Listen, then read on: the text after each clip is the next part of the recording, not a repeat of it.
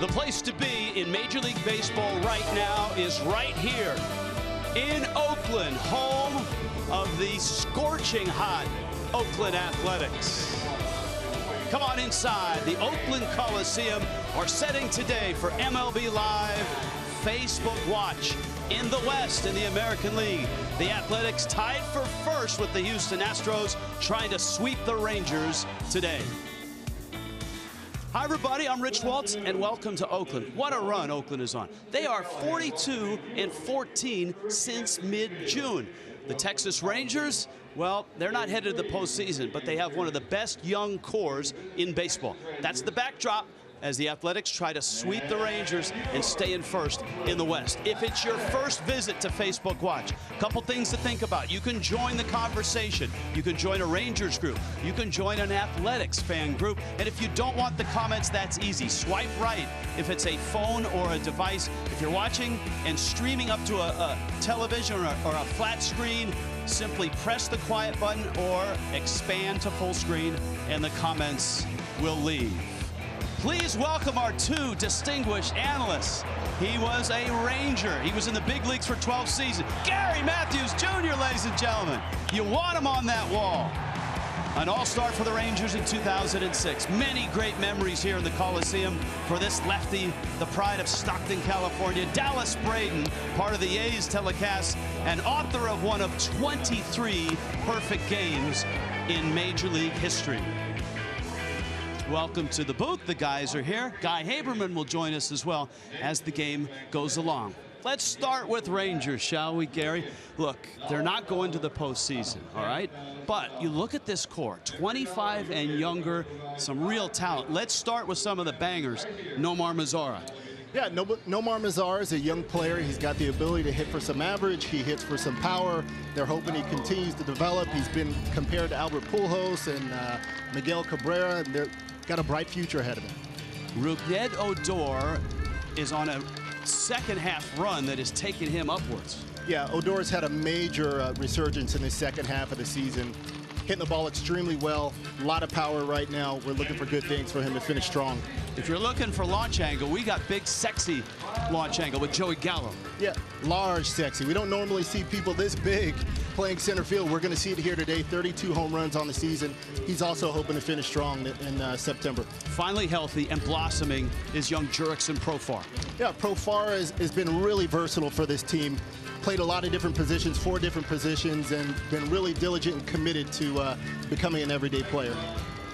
Dallas, you've watched this Oakland team on this incredible run. It really started in mid-June. Yeah, June 16th is right about the time the season officially started for the Oakland Athletics. They continued to roll from there. Things didn't go quite as well early on out of the gate for the green and gold, but then one thing happened. They started to persevere. They started to mount comebacks. They started to become very, very patient late in the ball game and wait it out. And this is what has happened. The success late in ball games, walk-offs, and it's been from the veterans, it's been from the youngsters as well. Matt Chapman has come up and played amazing defense all year long. The bat has started to come around, and then the youngster, Laser Ramon Laureano, shows up. His first walk at the big league level is a walk-off knock, and then a couple nights ago he takes Bartolo Colon deep for his first home run, and it was so good he did it twice, took him deep a couple times. So for the Oakland A's, it's been about persevering late in the ball game, making sure that magic is still there.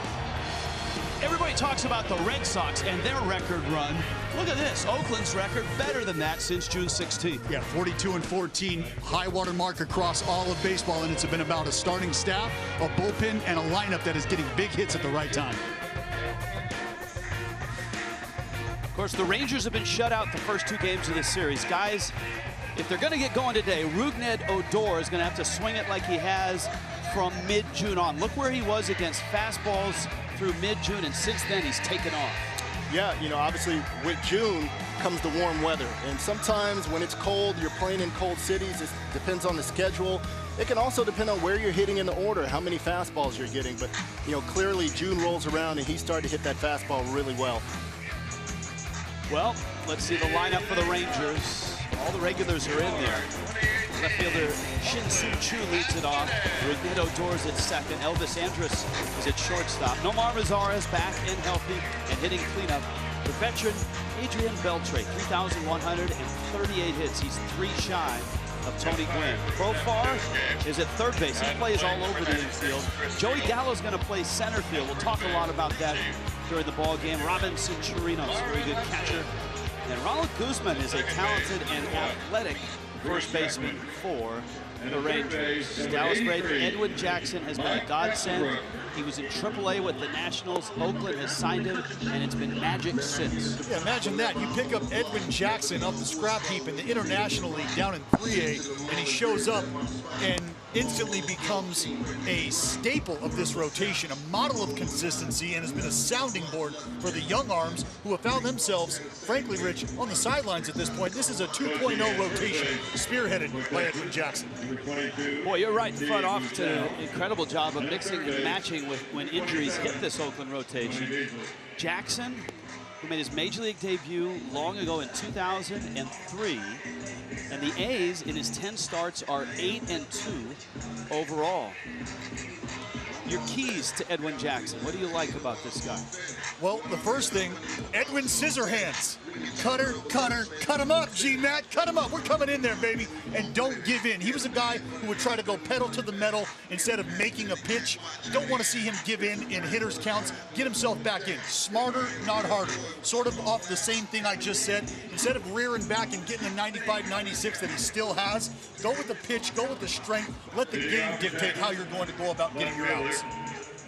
This has not looked like the Texas Rangers the first 2 nights of this series. Mike Fiers went 7 innings, a hit, no runs in game 1. Oakland 9-0. Last night, Brett Anderson, 7 innings, 1 hit, no runs. Oakland 6-0. This Texas lineup is too good for that.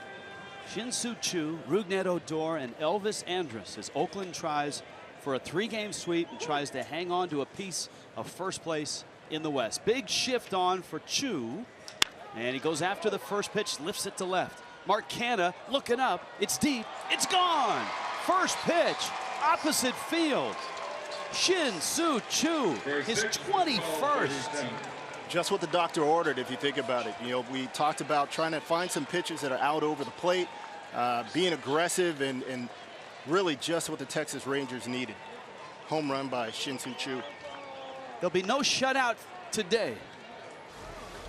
That's a done deal. Yeah, see a fastball out over the plate, middle away, and Shin-Soo Choo lets it go. Now the all-time leading home run leader by an Asian-born player also. I think 176 home runs now. Rougned Odor now. And Jackson gets a strike. You see here early on, 2 pitches, 2 swings. Texas Rangers probably don't want to wait around, get deep into these counts. Aggressive against Jackson early, try to get to that heater. Odor a liner, and with the shift, Chad Pinder, who's out there at second base, makes the play.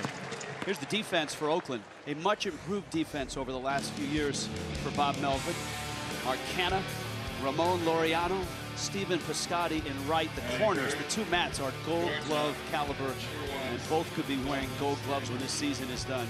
Matt Chapman, Matt Olson. Pinder gives Lowry a day off, and Marcus Simeon is out at short. Jonathan Lucroy had the night off last night, the veteran catcher who's been so good with this rotation and bullpen, does the catching. And here's Andrus, another first pitch swing, a bouncer to Chapman, and across the diamond in time.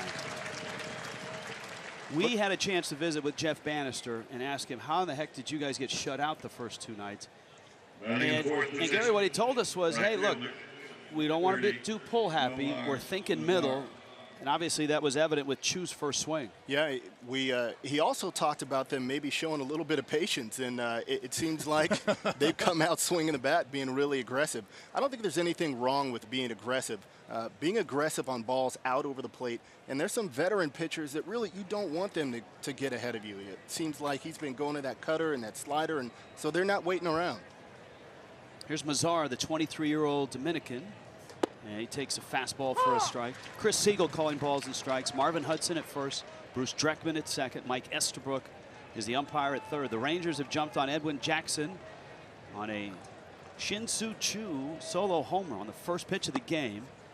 And Mazzara, who's got plenty of power, 16 homers this year, hit 20 last year.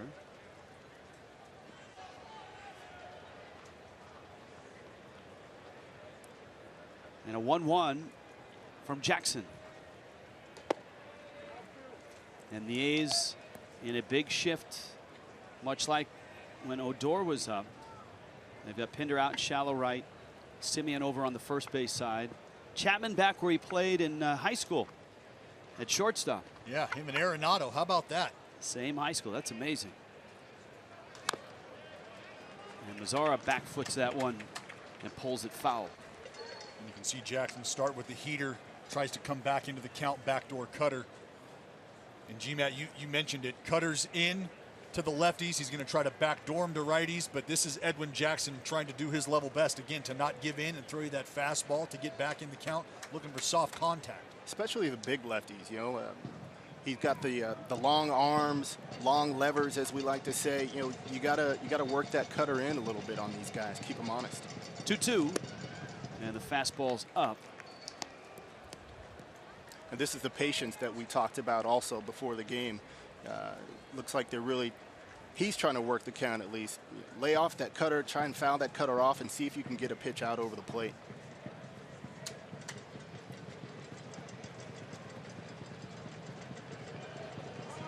Lucroy went through the sequence.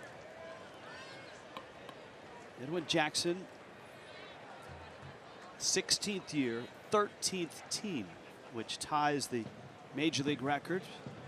Octavio Dotel had it until Jackson joined the Athletics. Breaking ball, that one flipped in the air to left. Canna is there, and he makes the catch. Early ambush by the Rangers. First pitch swinging, Shin-Soo Choo, opposite field, his 21st. And the Rangers take a bite out of Oakland. It's 1-0 as we get to the bottom of the first. This is the race in baseball. Not just the Athletics and the Astros, but the Mariners trying to inch back towards both of these guys. The Athletics at one point were 12 back of Houston.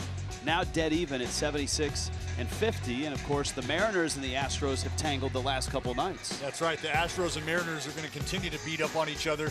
And my colleague Ray Fosse said it best, he and Ken Korak. The A's can't lose if they win. What a novel idea, right? But with those two teams banging around on each other, if the A's can continue to play the brand of baseball they have, that puts the A's in the driver's seat. Seems like all they do is win. And Gary, here's the wild card standings. You know, the Yankees, yeah, they're comfortable there, but you never know. If the Athletics and the Astros keep winning, that home field advantage in that wild card game is in doubt.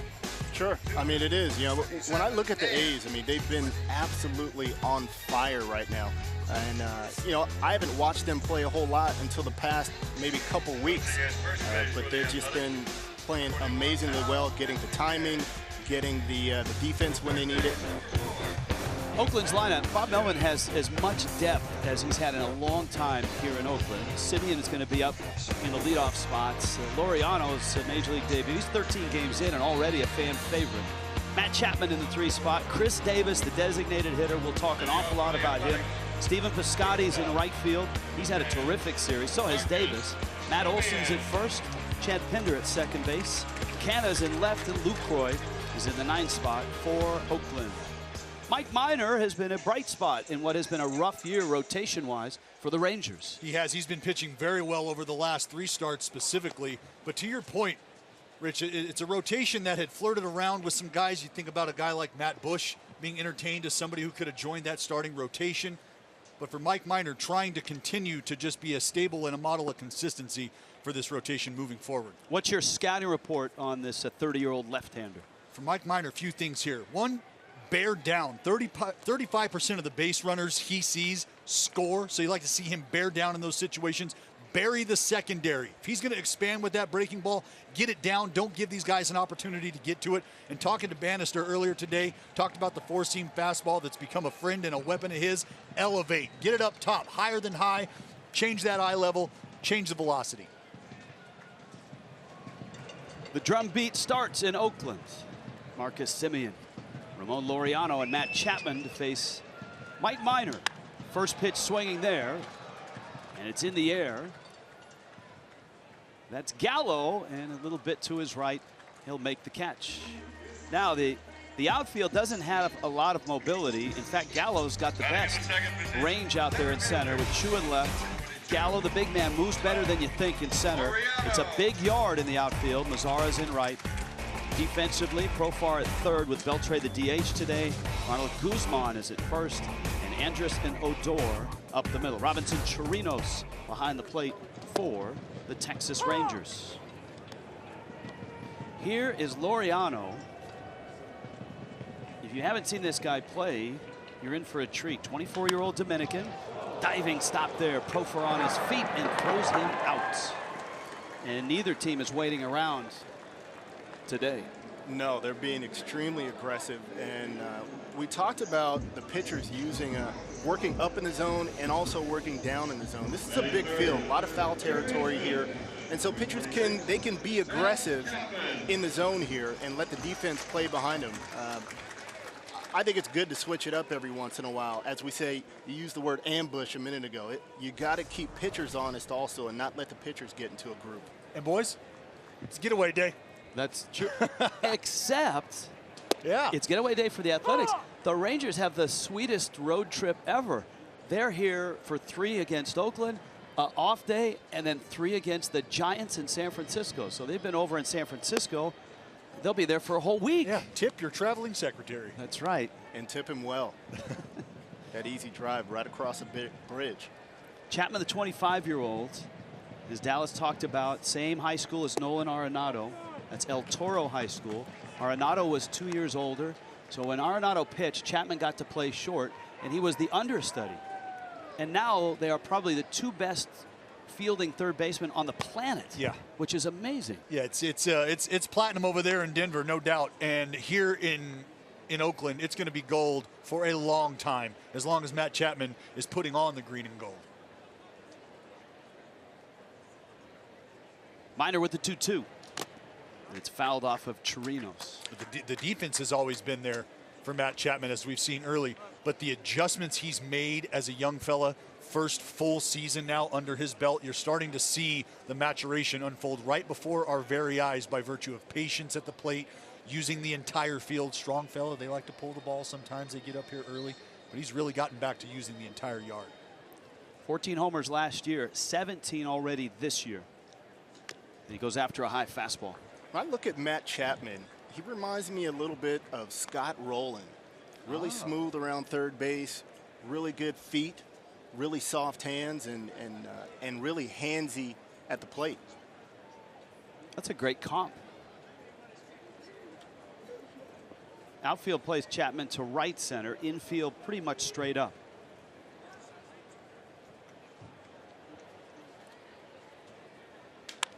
Chapman, left field, deep, but not deep enough. Chu will run it down at the track, and Mike Minor goes 1-2-3 through the Athletics here in the first on what is just about to turn into a sunny day here in Oakland. And the guy that gets to wander the ballpark, all the nooks and crannies of the Coliseum, is Guy Haberman. He joins us now. Good afternoon, Guy. How are you? I'm doing great. It's beautiful down here, and good afternoon to you as well, and everybody watching on Facebook. If you ask the A's, this run did not start in June. It started last September when they fell a season worst 27 games back of the first place Houston Astros after 1 week of the month. But Jed Lowry told me that that's when everything started to change. Matt Chapman had solidified himself as the everyday third baseman. Well, for Chris Davis, it was the most complete offensive month he had. He slugged over 1,000. And for Matt Olson, he hit more home runs than everybody in baseball, except for Aaron Judge and JD Martinez. They finished the season on a 17-7 run.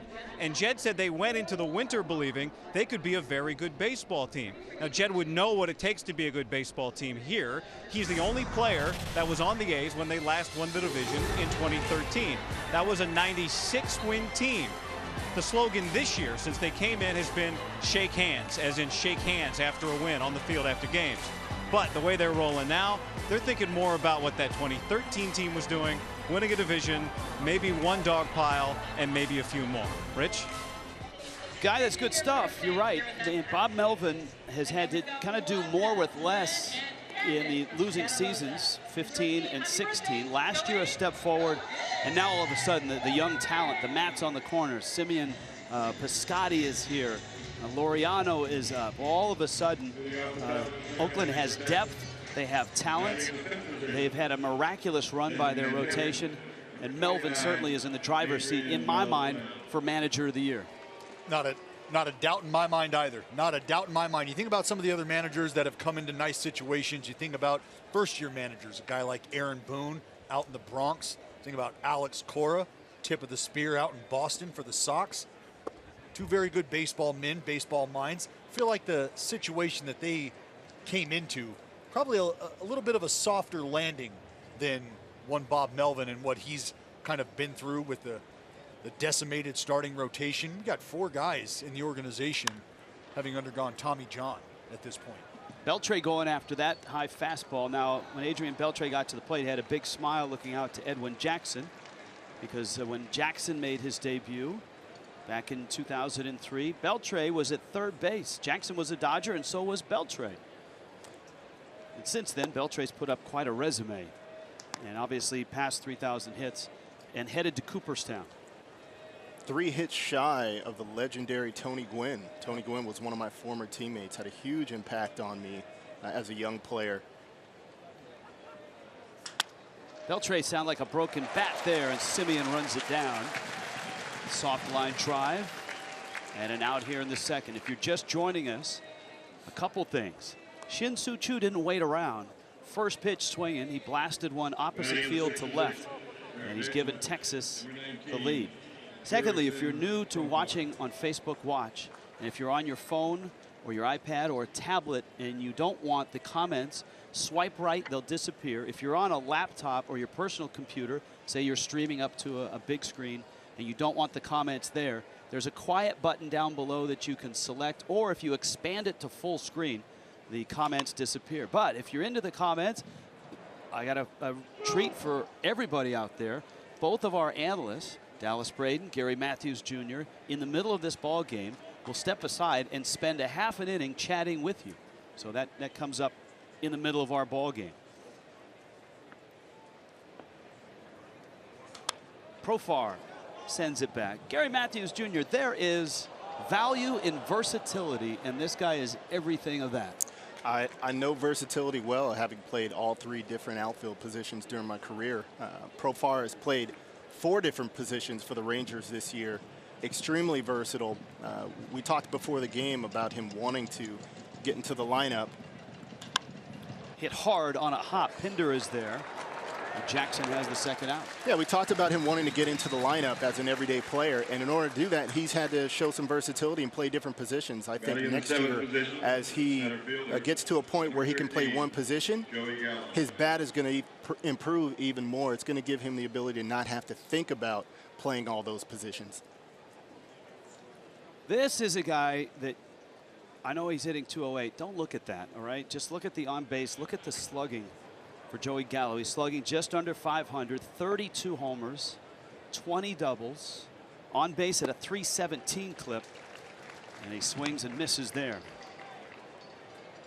Well, and that's it. This is the poster child for the 3 true outcome era. Yeah, it's really interesting because he walks quite a bit. It's going to be a walk, it's going to be a homer, it's going to be a punch out. You can pick. But you're going to get one of those 3 night in, night out, it seems. And power to all fields. Oakland's outfield is dead straight up. The infield, another story. They're swung over to the right side. So ground balls he pulls, fly balls he launches everywhere. Yeah, I mean, tendencies aside, you can't put him on the other side of the fence. That might be a pretty good place to play. Here's the 0-2. And Jackson misses down low.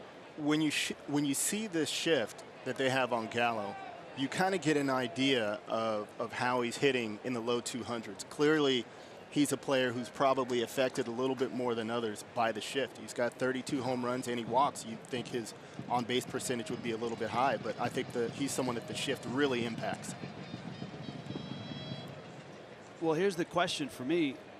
If he hits 40 home runs, if his on-base is, say, 330, 340, and the batting average is 200, Wouldn't you live with that? You're taking that. And they have. In 2018, in today's game, absolutely. They have. That's why we have endured the revolution we have. The compensation. The front offices are the ones who are steering players in this direction. If you ask me, they're the ones who are writing the checks, are they not? So if you're telling me how I can get paid, and that means hitting the ball over the fence and over the shift, and to heck with the punch outs, well, here I come. I'm going to swing real hard. And often, right? Yeah, that's right. Full count to Gallo. A 1-0 Texas lead on a Chu home run. Breaking ball just missed. Lucroy tried to frame it. You saw Jackson wanted it, but it was outside the strike box. So a good call by Chris Siegel, the home plate umpire, and it brings up Robinson Chirinos. So we were talking about shifts and Gallo. He's seen a lot. He's seen 4 outfielders, which is what this is. Those are the positions over there. And now, if you look at the directions of where he does hit the ball, he can go gap to gap with his fly balls. Ground balls, different story, but fly balls gap to gap, and that red spot is the most defended territory against Gallo. He's at first. Here's Chirinos in the 8th spot. And he knocks one into left field. That's a base hit. And so the Rangers looking much more hitterish, if you will, today than they were getting shut out on Monday and getting shut out last night. They've been aggressive here early on, and that last at bat to Gallo is 2 of the 3 keys we saw for Edwin Jackson, right? Smarter, not harder, don't give in. And he did that with the backdoor cutter, didn't give in, go fastball. But these Texas Rangers have shown early aggression and patience. And early aggression on the ball up. Yes. Which is important. We've talked about the young core. This guy's part of it. And one of the youngest, a 23-year-old Dominican, Ronald Guzman. And he pops it up. Chapman looking up. The sun is out. And Chapman has to battle that sun and make the catch. And Jackson strands a pair here in the top of the 2nd. In Oakland today, the Athletics trying to stay on this run. The Rangers trying to salvage a game in this 3-game series. We were talking about Ramon Laureano, and if you missed it, he has one of the great throws of the year, and it got us to thinking about another terrific throw in Athletic history. So if you're at home, watch these 2 throws, tell us what you think, or maybe if you've got a better throw in history, let us know. All right, go to it. And he rips that one down the left field line. Cespedes on the move, he's not going to get it. And that ball's hit in the air, left center field.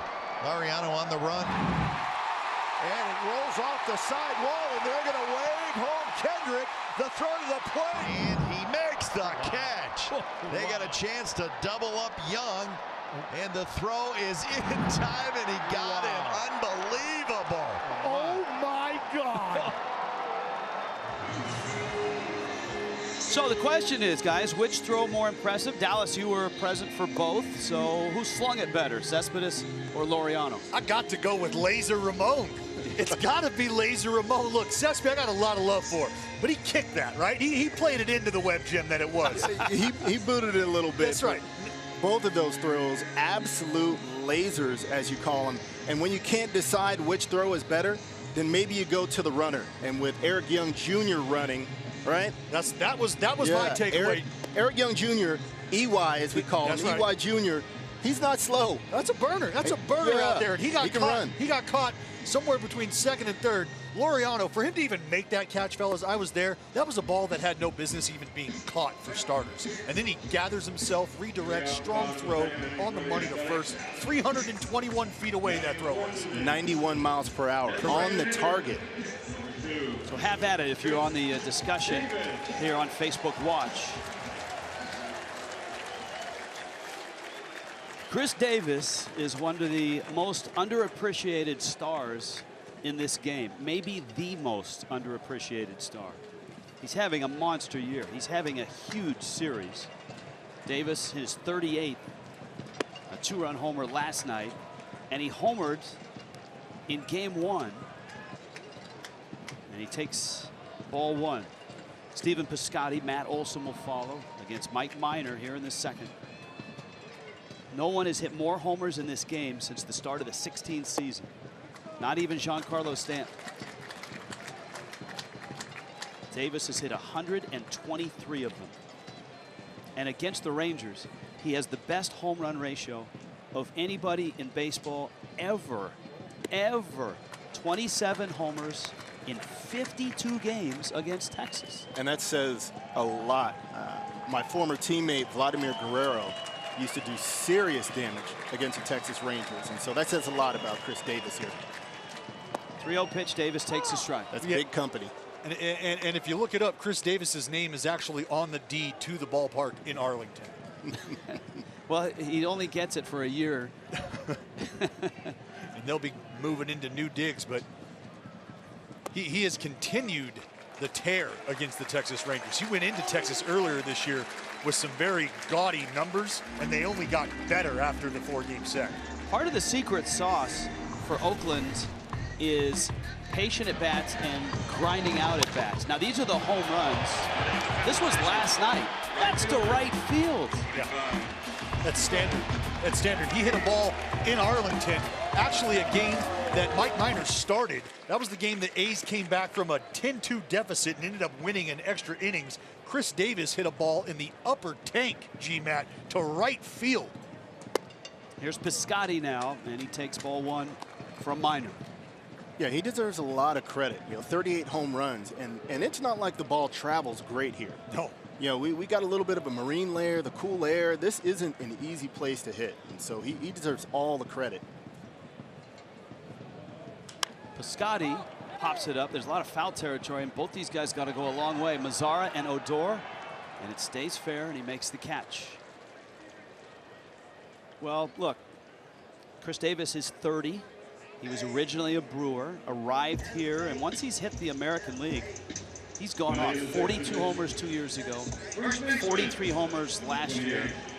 And this is what we were talking about. Home run ratio against an opponent. You go back all the way to the 1900s, no one has done it more often against anybody than Davis against the Rangers. Here is another masher, and that's Matt Olson, Oakland's first baseman.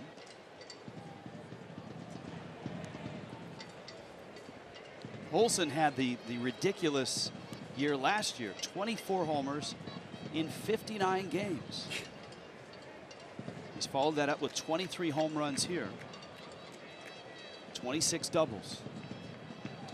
Rich, just say that again. 24 homers, 59 games. That was last year. Here's the amazing thing to me. He only had 2 doubles last year. 24 homers and 2 doubles? They all went over the wall. That means he's lining it up, squaring it up when it counts. Davis not really a threat to run.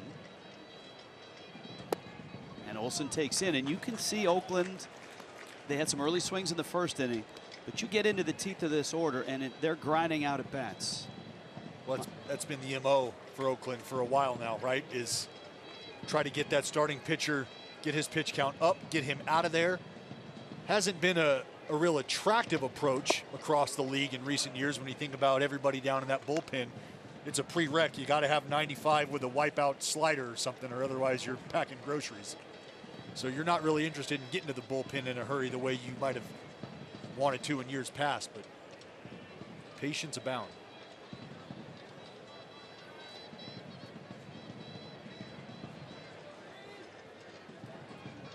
Olson fouls it back. One of the things that Mike Minor has added this year, that's a 4-seam fastball with elevation, and you're starting to see that more across baseball. Mike Fiers is known for that, but that's become a more effective pitch. Well, it's about attacking approaches, right? You've got the guys at the plate really emphasizing trying to lift the baseball, and I've spent some time with Rick Yankiel on my radio show and talked to him about making a comeback, and he said, DB, I still got 96, and that curveball, that thing ain't never left. So the game is starting to circle back around towards certain specific approaches on the mound. Gary, is that because of launch angle and guys doing more with low pitches? You know, I think it's important just to change a hitter's eyesight, right? Not just, it used to be when we first came into the league, it was wide, right? In, out. Now, players they have the open stance, they're getting on top of the dish, and I think it's important to not just work in and out, but to work the top of the zone and the bottom of the strike zone. You said it, you mentioned changing eye level, and that's what that fastball, that four-seamer from Minor can do for him against these Oakland Athletics. Run that heater up, change the eye level, add velocity, bring in that curveball.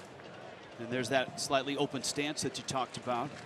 Davis at first, Minor to the plate. Olsen hits it hard, but at second, Odor spins out there. Andrus turn in time. That's a talented middle infield for the Texas Rangers. Rougned Odor and Elvis Andrus. And Mike Minor looks sharp in this one. He has faced the minimum through 2. So we showed you Cespedes and Laureano, 2 great throws in Oakland history, and said, you know what, there have been some great throws in baseball history. Here's a look and a listen. Toward the corner in left field, it's going to be up to Bo Jackson to try to stop Reynolds from scoring. He can't do it. Yes, he can. I don't believe it. He made an absolutely perfect throw. And that is gapped into right center field. Over to cut it off is Guerrero. Here comes the throw in, and Castillo slides. He's out at the plate. That's a pretty good gun out there, named Vladimir Guerrero, and he had him dead to rights. Yeah, more like a cannon, to tell you the truth. Heading for third is Terrence Long. The throw by Ichiro. Beautiful. Peggy got him. Off the top of the wall. Story at second. Look at him go. Throw by Puig. Out at third base. What a throw. Ozuna ahead of steam. Here comes the throw to the plate.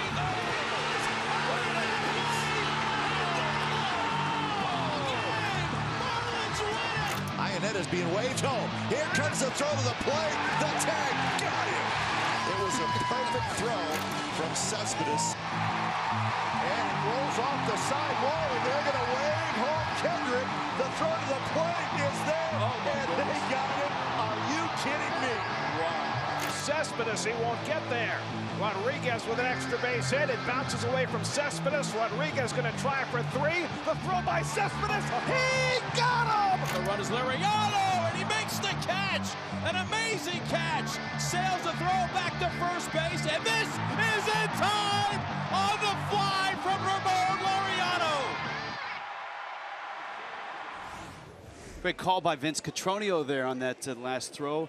So, in the comment section, we want to know, most memorable throw by an outfielder in Major League history. In your opinion, maybe a throw from a different era, throws that you have seen.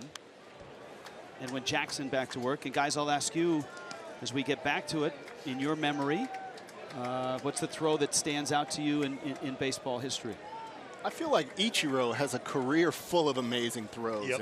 And what he did really well was he always threw the ball on a line, through the cutoff man, so the trailing runner couldn't advance. And that's important. And if I'm going to go way back, we got Roberto Clemente, who's had some amazing throws. I've seen the video. I'm probably dating myself now, but Roberto Clemente had an unbelievable arm. And for the fans at home who don't know, you could compare Roberto Clemente to Vladimir Guerrero if you want someone to compare him to. Yeah, amazing arm. I'm with you, G. I mean, I'm a big fan of the Ichiro throw, just that low linea. You really didn't know what you were getting when Ichiro came over here. We had an idea. You know, the bat's going to play. This guy's going to get a million knocks. All right, but that defense, go and get it. Let that thing eat all the way across from the track on a just laundry line. I feel like we should hear from Terrence Long at this point, because he was the one that was thrown out on that cold night here at the Coliseum. Just befuddled. Like, what just happened? Unbelievable. Where did that come from? You're right. He was still a mystery at that point. That throw really introduced his defense. He was known for his bat, but then all of a sudden everybody realized this guy was a premium outfielder. He would go on to win, what, 10 Gold Gloves in a row? Unbelievable. Shin-Soo Choo, first pitch swinging in the first, blasted one to left, and that's the only run of the ball game, his 21st home run. And he's gone 3-2 against Edwin Jackson. Rougned Odor and Elvis Andrus to follow for the Rangers. Here in the top of the third. Jackson misses low and in. This is the home run. Guys, what did you see? Well, he gets the fastball out over the plate, right? Just like we talked about. Got a pitch in the zone that he can handle. You look at Shin-Soo Choo, he's really been the Rangers' most consistent hitter this season. He's having a really solid season. Take advantage of that heater up. You mentioned it. Get those pitches up in the zone. You don't want to try to hit anything down from Edwin Jackson. It's going to get beat into the ground. Going to cut you in on the handle. See him up. This guy is, many feel, just scratching the surface. The 24-year-old Venezuelan. And he has had a 2-month run that has had him as one of the top OPS guys in either league. All right, some fans responding. Was at the game where Bo Jackson threw out Harold Reynolds and Clemente. Kurt, I think you're right. That's some great footage, especially back late 60s, early 70s World Series.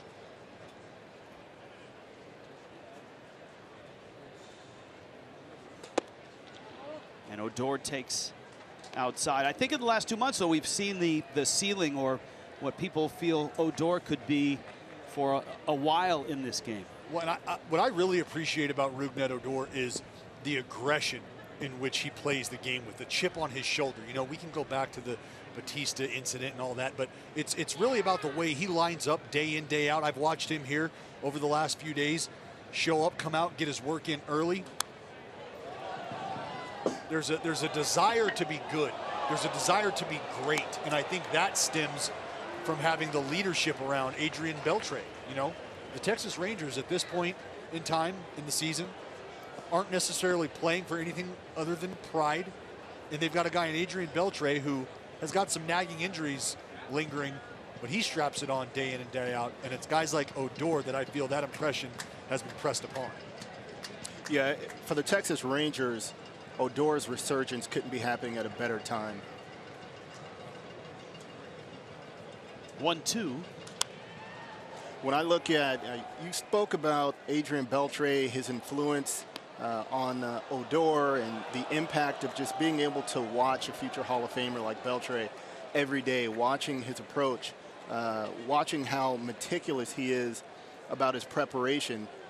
Those things are huge. And if I'm a young player playing for the Texas Rangers right now, I am in Adrian Beltre's back pocket. And yes, clearly you're seeing some of that influence in the way that Odor is playing every day.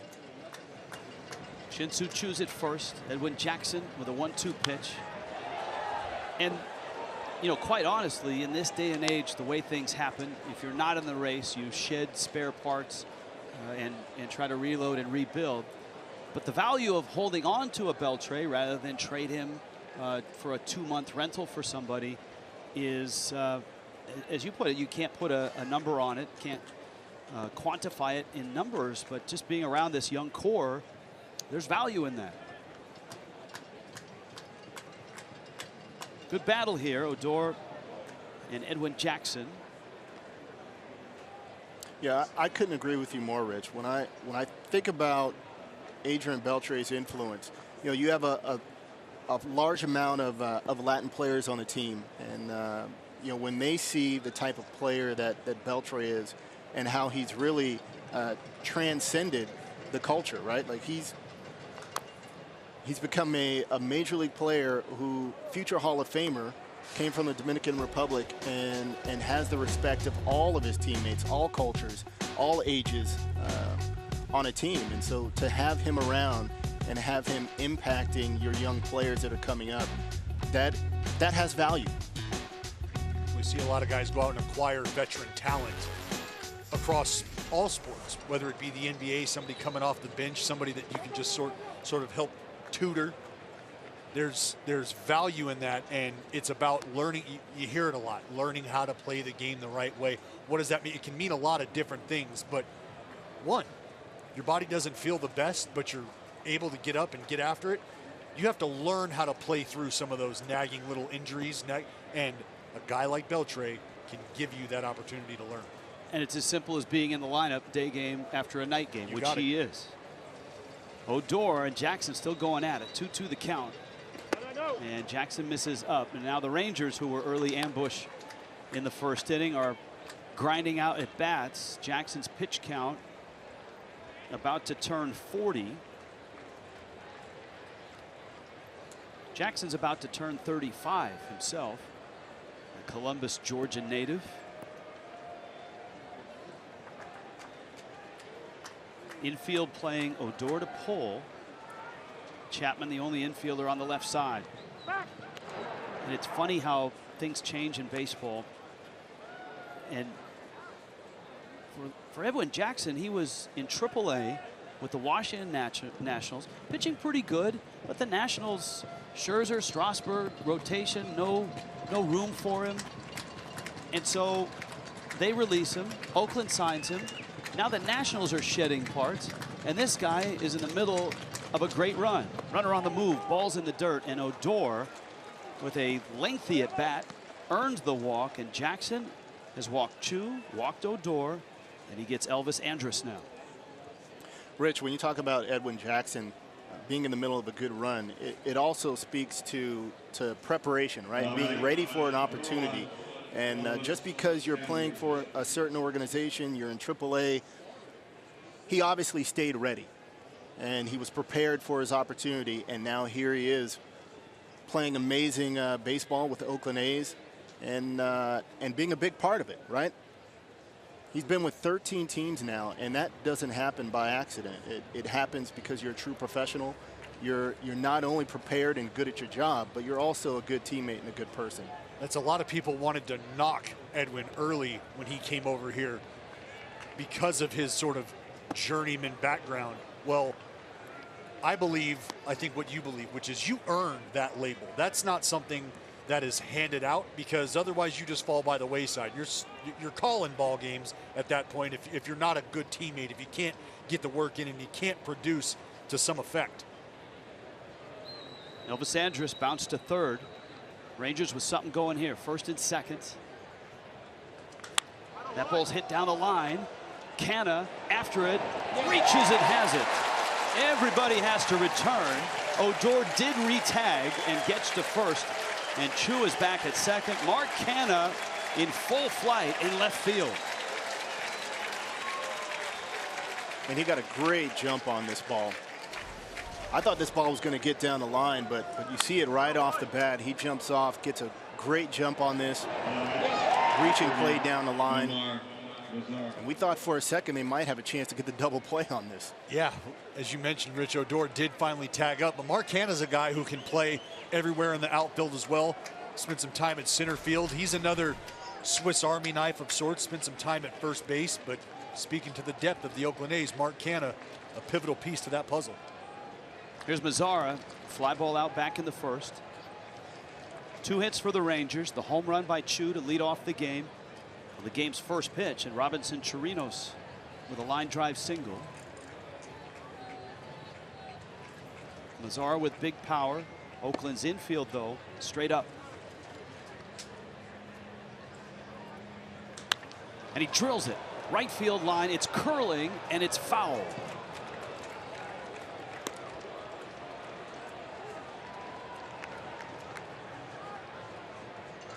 And it's 0-1. Loud strike. But an idea of the bat speed and the power of this young outfielder. Just 23. And now for Edwin Jackson, somebody who's kind of struggled getting ahead today. 0-1, aggressive, runner in scoring position. Mazzara, in my opinion, is now in swing mode early. Drive to center. Laureano back. Remember, he's got the great arm. Chu tags. Laureano slips, and Chu is going to get to third. Odor stays at first. For a second there, you thought maybe we get to see the throw, because I think Chu was running regardless of if he slipped or not. And I tell you, that ball was coming out hot regardless. But Laureano just lost his footing here. Tracks it nicely. Still early, a little moisture maybe on the ground. Yeah, we talk about the ground this time of year where the Oakland Raiders start using this facility also. And they bring the stands out to center field, and that is the main part of this surface that's affected by the stands when the Raiders start playing out here during August and September. So what can that do for you? Up the middle, off the bat of Beltre, and it's into center field.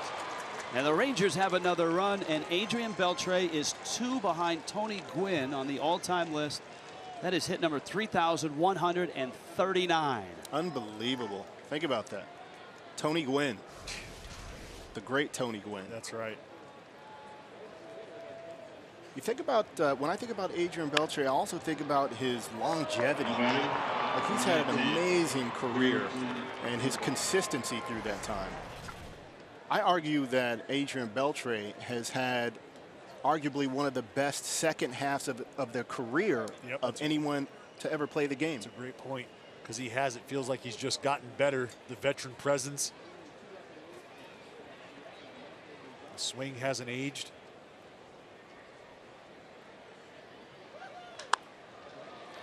In the air, shallow right center, Pinder's out, and he reaches up and he makes the catch. Profar pops out, but the Beltre single and some terrific at bats by Chu and Odor to start the inning. And Texas has produced another run and has a 2-0 lead. Now in Oakland, you can talk about the incredible rotation and guys that have come in like Edwin Jackson. You could talk about Davis and Piscotty, Chapman. But how about Bob Melvin?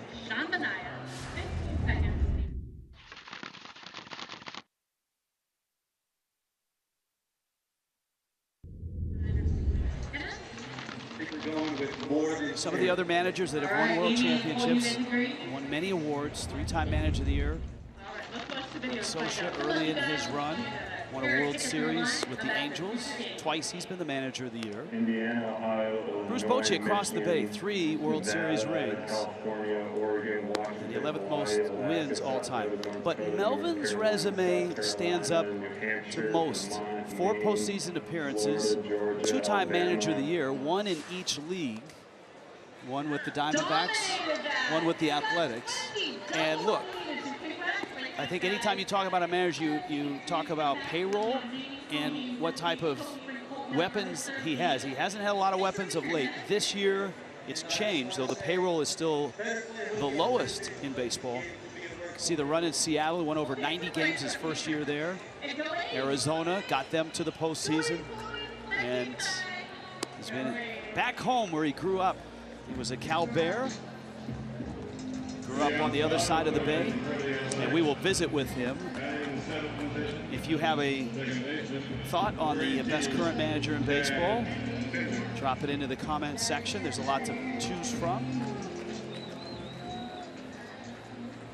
Alex Cora has walked into a great situation in Boston and done an outstanding job. Melvin, I think, will get a lot of votes for bringing a team back that last year won just 75 games.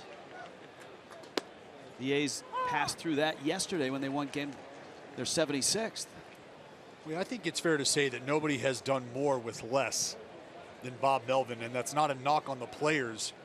That's just understanding that there has been a wave as far as the rotation is concerned of new players that have come up or come into the fold and made an impact. The acquisitions down in the bullpen, the position players, the young guys like Laureano, like Nick Martini, having come up and done what they've done. So you didn't see where this success was necessarily going to come from early on for the Oakland A's. Bob Melvin has had to mold this team. Chad Pinder's up, and he shoots one into right field. That's a base hit. Well, Melvin, of course, worked with a lot of good people. He played for Roger Craig, Bob Brentley. He was his bench coach in Arizona. But Guy Haberman, that lineage and that tree for Melvin goes back a long ways. Well, and you're right about Roger Craig. He says that's the man that had the biggest influence on him. He taught him communication. And the line goes back to maybe the granddaddy of all great managers, a man named Ned Hanlon. Hanlon managed John McGraw and Connie Mack. And Connie Mack managed Casey Stengel, who managed Roger Craig. Connie Mack called Ned Hanlon the greatest leader baseball ever had. And so when you think about communication, you think about a manager that last managed the game In 1907, Hanlon would manage Mack and McGraw, the two winningest managers of all time, and would eventually get into the Hall of Fame many, many, many years later. 100 years after he was born, the award, the Manager of the Year award, was invented in 1983. And, of course, Melvin has a chance to become the 7th to win it 3 times. So as we sit here and we think about Bob Melvin, we also today celebrate Ned Hanlon's 138th birthday. Good stuff, Guy. I think Ned was into advanced metrics back then. He was. That, you know, because it was still in its infancy, but he embraced it. Yeah, big batting average guy. Yeah. Nice. And he may have at some time used the phrase "hum baby," which of course was Roger Craig's great saying. Braden, you talked about Bob Melvin, that there's no one out there that's done more with less. And especially being a young team, you look at this team and what he's gotten out of this team. Young players find consistency when they're comfortable. And in order to be comfortable, there has to be good communication. Clearly, you know, Guy, you're right. Bob Melvin does an amazing job communicating with these young players. It's the only way that you can get these young players comfortable quickly. You know, aside from experience, communication is huge. Well, that's Mike Schiltz, certainly in the National League, is going to get consideration for the turnaround that he's orchestrating right now in St. Louis. You know, I was here when Bob Melvin took over at the helm, when the transition was made from one manager to the next. And that was what became abundantly clear almost instantaneously. You will be communicated with. This is a two-way street. This door really is always open. Both teams have done a nice job of running the pitch count up for Minor and for Jackson. Pinder's at first. Canna's got power. And throw to first sends Pinder back. Oakland doesn't run much. In fact, they've only stolen 28 bases. That's dead last in Major League Baseball. Yeah, they like the 3-run homer.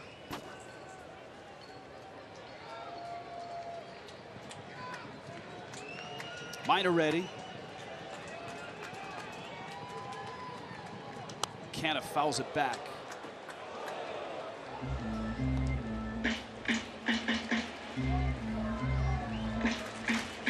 You look throughout the Oakland A's lineup and you really see the balance of power, right? Up and down the lineup, you know, 14 home runs, 16 home runs. Chris Davis with 38.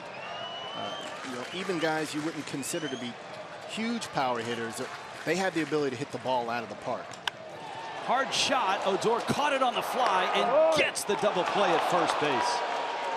Terrific play by Rougned Odor. And a tough spot there for the runner, Chad Pinder, because you've got to guess, does he catch it? Does he pick it on a hop? Right, this is a very difficult play for Pinder, the runner. But for Odor here, he just does what he really, the only thing he can do. I feel like he might have thought about letting this ball drop, but he realizes, you know what, I got to make this play, catch this ball, a little top spin to it. See Pinder off, make a throw over to first, double him up. Yeah, that's a tough play for Pinder. That's a tough play for any base runner. You know, we're taught to freeze on a line drive. This is a good sign for the Texas Rangers, the fact that Mike Minor is throwing like this. He was scratched from his last start with lower back stiffness, but he had won 3 starts previous to that. So to pick up where he left off has got to be encouraging. 3-0 in his last 4 starts, if I'm not mistaken. Lucroy fouls it back. And look, if you are a pitcher, one of the surgeries you want to stay away from is the labrum, the shoulder. And he had that surgery and it knocked him out 2 seasons, 2015 and 16. Yeah, not fun. Been there, done that a couple times. That's why you're sitting up here with us now. Yeah, lucky me. Lucroy, shallow center, and Gallo is in, and he makes the catch, and Mike Minor pitches around the leadoff single. And the Texas Rangers, trying to avoid a sweep, have a 2-0 lead over the Oakland Athletics.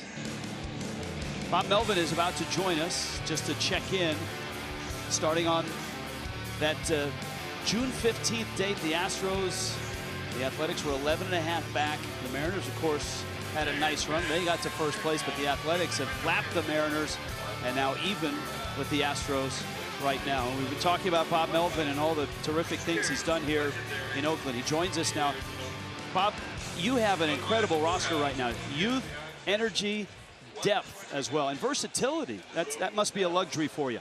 No, we do. I mean, it's gotten better as the season's gone along, obviously, and you know, we're getting some contributions from some younger guys. We have a good mix of veterans here, and then obviously Billy and David have added on the pitching end, whether it's in the rotation or the bullpen. So it's gotten better as we've gone along. Skip, Dallas Braden here. You mentioned the young guys and the impact they've had. What sort of wisdom have you imparted upon them as they've arrived and have continued to produce, just making them comfortable here at the big league level? Just play. We have a lot of faith in you. You're talented guys. We're going to run you out there every day, and you're going to be part of the winning process. So, you know, they've felt good about themselves coming up in our system. They've won, for the most part, at every level, and we just try to accentuate that. Bob, Gary Matthews Jr. here. We talked about young players getting comfortable in this league and how important it is to have a manager who will communicate with you. How do you work that with your younger players? Yeah, I mean, younger players, veteran players, I like to communicate with them, let them know when they're going to have days off, let them know when they're going to play, who they're going to play against, you know, days ahead of time so they can prepare for them. So I know from being a bench player that you have to be able to prepare ahead of time, and you know, you feel that much better about it when you can. Last question, Skip. Chris Davis, MVP. He certainly has been valuable. More people need to know about him. Without a doubt. I mean, he's an MVP in our mind here, and the numbers would suggest it. So that's not a big shock for us. I mean, for years now, he's been a big part of this thing, and no more than this year in the position that we're in. So we feel strongly about that. Thanks for your time. Good luck the rest of the way. All right. Bob Melvin, skipper of the Athletics, and when Jackson gets a strike to open up the top of the 4th inning. Big Joey Gallo's in there right now. Robinson Chirinos, Ronald Guzman to follow.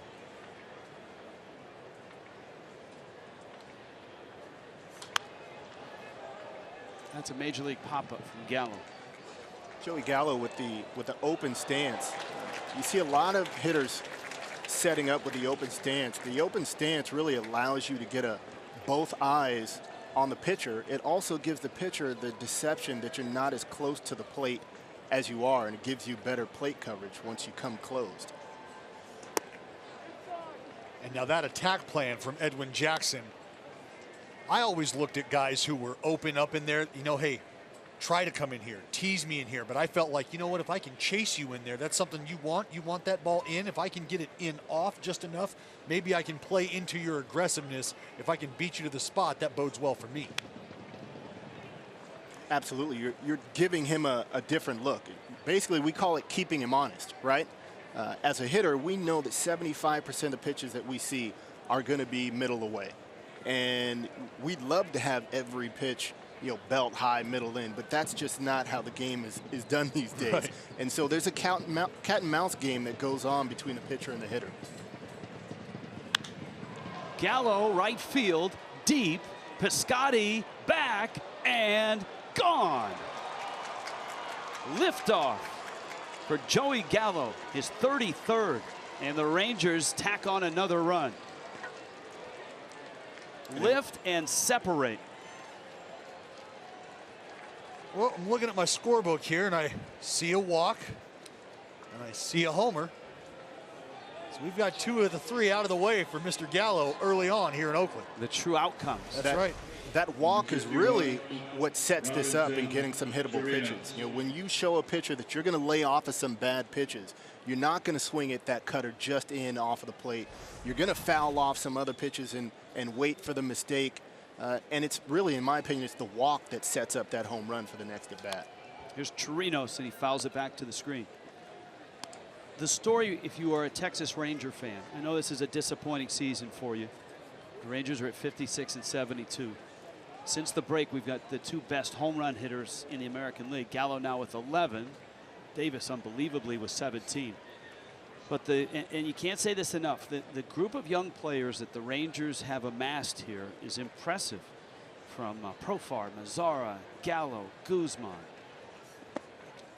Yeah, I think the the Rangers have this group of core young players, and I think they would love to bring these young players into that new stadium that they're building. They're moving into the new Global Life Stadium, billion-dollar stadium in 2020, and they feel like they have a young core group of players in Profar, Gallo, Nomar Mazar. These are the young players that they would really want to take in there. You throw in Runed Odor also, who's been a monster for them in the second half. These are the players that they want to take in and they feel comfortable about. And obviously, you can't deny that this has been a challenging year for them, but I think there's some bright spots to look forward to down the road. Well, clearly the piece of the puzzle missing for the Rangers is the rotation. And if they can add that rotation, you said the key word to me, and that's new ballpark in Arlington, new Globe Life fields, a retractable roof, air conditioned, just south of Globe Life right now, or what long was known as the ballpark in Arlington. You go into a new ballpark, you want to have momentum, and if they've got the position players, if they can piece together a rotation, they'll really be on the move up, I would expect, in the next year or two. The retractable roof on that stadium is going to be huge for this organization. The AC, G, come on, the air conditioner in Texas. Let's not bury the lead here. Yeah, That's the air conditioner. It's going to be huge. It's difficult to get a free agent pitcher, big money pitcher, to come in and pitch at Globe Life Stadium right now. Chirino swings and misses. 107, 108 during the summer. This is really taxing on a starting pitcher. And so when you have a free agent pitcher who looks at his list and says, do I want to go pitch in sunny California, or do I want to go throw in 107 degrees when July rolls around? And I think the decision is pretty easy. Not to mention the wind tunnel effect in that ballpark where it comes over the top and then whoosh right back out to the outfield. Well, I never complained about that being left-handed hitter. Yeah. It's good eating there. This is Guzman, and he's another guy, 23. This is his first year in the big leagues, parts of 6 years in the minors. Athletic fans know that their team is really good late, so no one's going to be too disappointed.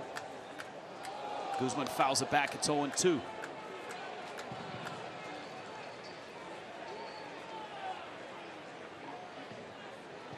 Jeff Bannister will join us shortly, the skipper of the Rangers. A 3-0 Rangers lead. Couple home runs, both solo shots. Chu and Gallo.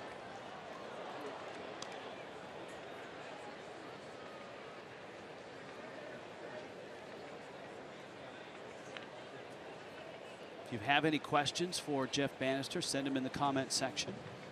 Maybe we'll grab one and lob it at the fourth-year skipper of the Rangers, the manager of the year in 2015. That's a line drive into left center field, and that's the type of swing that has the Rangers so high on Guzman. A one-out single, top of the order now, Shin-Soo Choo.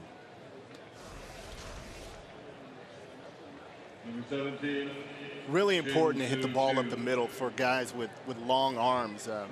I had really long arms, and so when I was in the batting cage before games on the tee or in toss, I would really work the big part of the field, really work up the middle. It really opens up the rest of the plate when you come up later in the game and you're at bats. If you can hit the ball middle away and hit some line drives, now you kind of put some pressure on pitchers to possibly make a mistake later on in the game. Here's Chu, who in his career is a really unique player. An on-base machine. His career on base is almost 380. Talk about put the peepers on him. Yeah. Get a pitch to hit. If not, take your free pass. This is his 14th year in the big leagues. He signed at 22 in Seattle. And the Mariners, that was a flurry of trades that the Mariners would long regret. And Chu was one of those guys they shipped out who blossomed and became a player, a great player, and has had a really nice long career. Well, I remember coming up and playing against him and Adam Jones in that organization early on through the minor leagues. Thinking, man, Some guys. Asdrubal Cabrera Yes. was in that organization at the time. And Chu, one of the first Korean players, position players, to come over here and have the type of success that he's had. Guzman's at first, infield playing him to pull. Chu trying to bunt against the shift. Keeping him honest. I like it. And now I've got a question for you. It's the first, it's 2-2 now. Let's say that's the first strike of the AB and the shift is still employed. What is going through his head right now that takes him out of the mindset that says, I'm being given a knock, I'm being given the entire left side of the field, to heck with that, now I'm going to try to hit the way I've been, because if he has an extra strike, he has an extra opportunity to do that. So I've always been curious what the mindset is. It was a good opportunity or a good idea to pitch before, but now not. You know, I never had the shift very much, but when I would see the shift, every once in a while I'd see a third baseman shift kind of far off of the line. My idea was just to keep the same approach. I wanted to get a ball middle away, back to pitch up, hit the ball hard opposite field and see what happens. If you beat that shift, especially low line drives, eventually they go back to their positions and it opens back up for you. Because I totally understand. 2 strikes. Look, you're not trying to bunt. You've got a job to do. Chu in the air to center. Laureano going back at the track is there, leaps and has it at the wall. Ramon Laureano. Guzman back to first. Chu in disbelief. Outstanding play by Laureano. You look at the way that he tracks this ball. This ball's hit hard. And this isn't an easy play.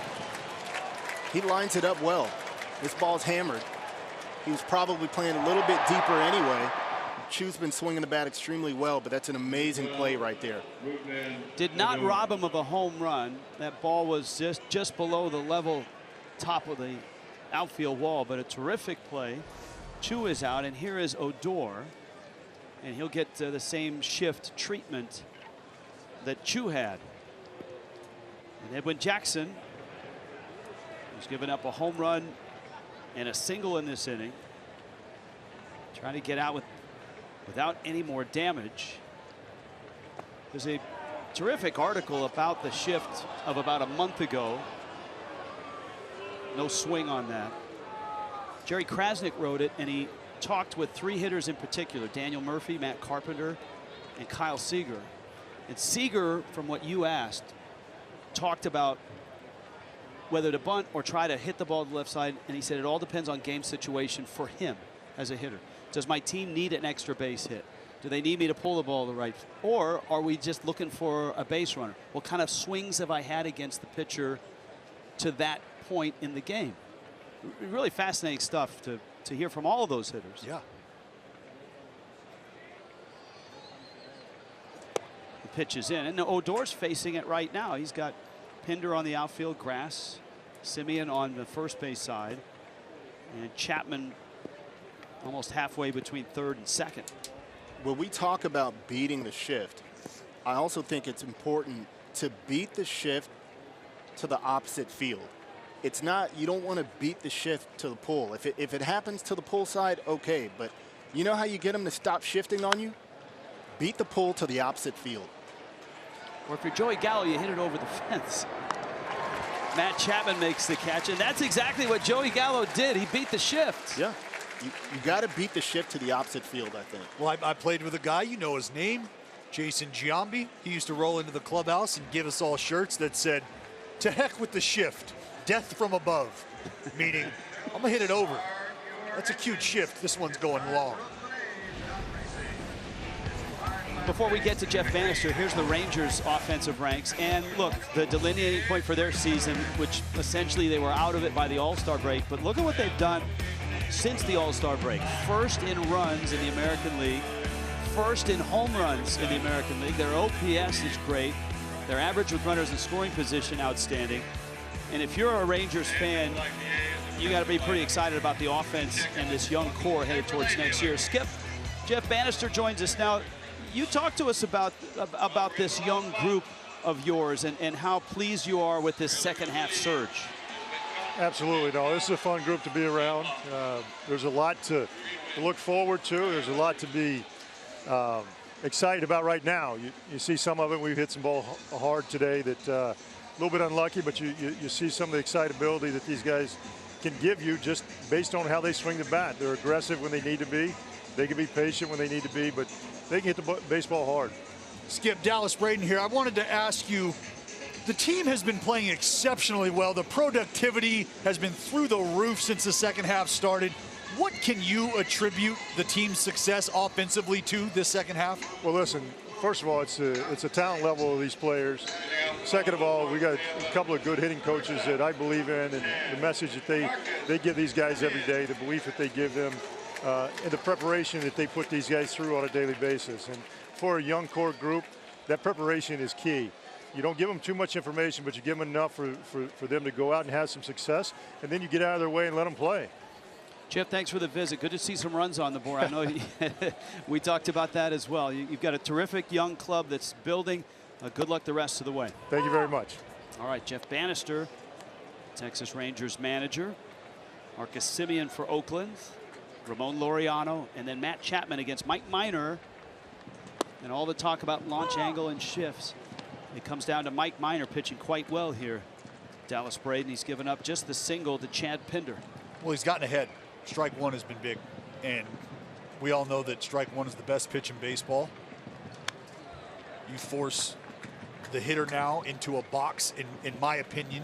You force them to become reactionary. They're now sort of trying to apply their game plan in a scenario in which isn't optimal. They love to be in those 2-0, 3-1, 2-1 hitters counts, cripple counts, and that just can't happen if you're ahead with strike one more times than not.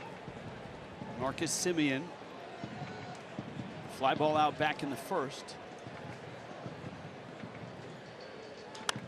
Now remember, Oakland long ago had Addison Russell come up through their system. They went for it in the Jeff Samardzija trade. Addison Russell became a Cub. And when they decided that they didn't need Jeff Samardzija anymore, they flipped him to the White Sox, and Semien came back. So it was essentially Addison Russell for Marcus Semien. Mike Petriello had a really nice comparison on Fangraphs between Addison Russell and Semien. Very comparable players right now. Well, Marcus Semien continues to evolve at the shortstop position, and it's something that has happened at the big league level. And that's what makes it most impressive. I didn't know that he was a former center fielder. Normally, you see infielders go to center field, not the other way around. And so to have the ability to go from center field and bring it in to become a major league shortstop, it means he has huge athleticism and the ability to make the adjustment. That's impressive. Here's Laureano, bounced to third. Made a nice catch up against the wall. And he takes ball one. Laureano not out of Oakland's farm system. 24-year-old Dominican who played junior college ball in Oklahoma, was an Astros draft pick. Oakland got him in a trade this offseason, sending Brandon Bailey, a pitcher. And Bob Melvin told us, you know, we really didn't know what we've had until he walked in here, and he looks like he belongs in the big leagues. Well, that's Andrus. That's been the biggest thing, is he's been comfortable. And Bob Melvin mentioned it. You know, let these guys come in, be comfortable. Bannister has talked about it as well on the Rangers side. That's what you do for these young kids these days is you allow them to come up, you allow them to be themselves. That's how you get the player that you were looking at on paper down in AAA. That's how you get them to continue to perform the way they were on paper at the big league level. The Rangers know that quite well. You saw Profar and Guzman. Here's Chapman. He lined out back in the first.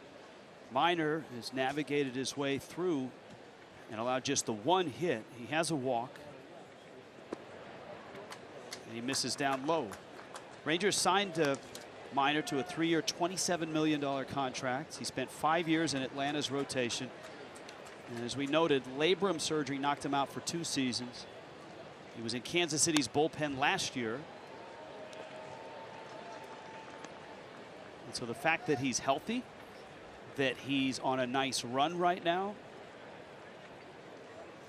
that the Rangers can look towards 2019 and Minor is part of that rotation. Rich, outside corner for a strike. Rich, you were saying that he's coming back from a labrum surgery and obviously pitching well. That is a dangerous surgery. It's not an easy surgery to recover from. Dallas, maybe you can tell us a little bit about. I've heard that either the front or the back. That's a. I saw why you tossed it to Dallas. You thought that was a ball. It's a break for Minor. The pitch was in, but go ahead and finish your question. Oh, I was saying that the labrum surgery is tough. It's really tough to recover from. And is it the front labrum or the back of the labrum that's most difficult to recover from? Well, it really doesn't matter, frankly. And it's, anterior, posterior. But for the labrum, it's about the mobility. And without pain, it just doesn't happen. If you've got anything torn or frayed in there, you are feeling the pain. So I refer to the shoulder as the party starter in terms of arm. You cannot get the party going. The elbow, the arm will move. Without the shoulder, good luck. All right, we've got a social party about to start because Gary Matthews Jr. is going to the comment section into our social media suite. Good luck. Thank you, guys. All right. Going to be a good time. That gives us a chance to step back and take a look and an appreciation at the great career of Adrian Beltre. Take your pick of stats among third basemen all time, and you will undoubtedly find Beltre at the top of the list. Beltre's only been excellent since he was 19 years old. That's all. So here is Adrian Beltre, and he hits a line drive down the line, a diving attempt, and what a way for Adrian Beltre to begin his big league career. He is a no doubt Hall of Famer and potentially one of the 5 best third basemen ever. Breaking ball is hammered deep into left, and game 5 is tied. We have seen him hit home runs and then go to his right knee. High drive, deep left field. Look out, there it is. Goodbye. Beltre goes for 2, and it's a stand-up double. And there it is, number 3,000 for Adrian Beltre. Well, career hits and where he ranks. We've been talking about Tony Gwynn. Beltre with a hit here is 2 away from Gwynn. And right behind Rockin' Robin Yount. Oh, I forget if he was Big Poison or Little Poison. I always mix the two up. And George Brett at 3, 1, 5, 4. That can be dangerous, mixing your poisons. That's true.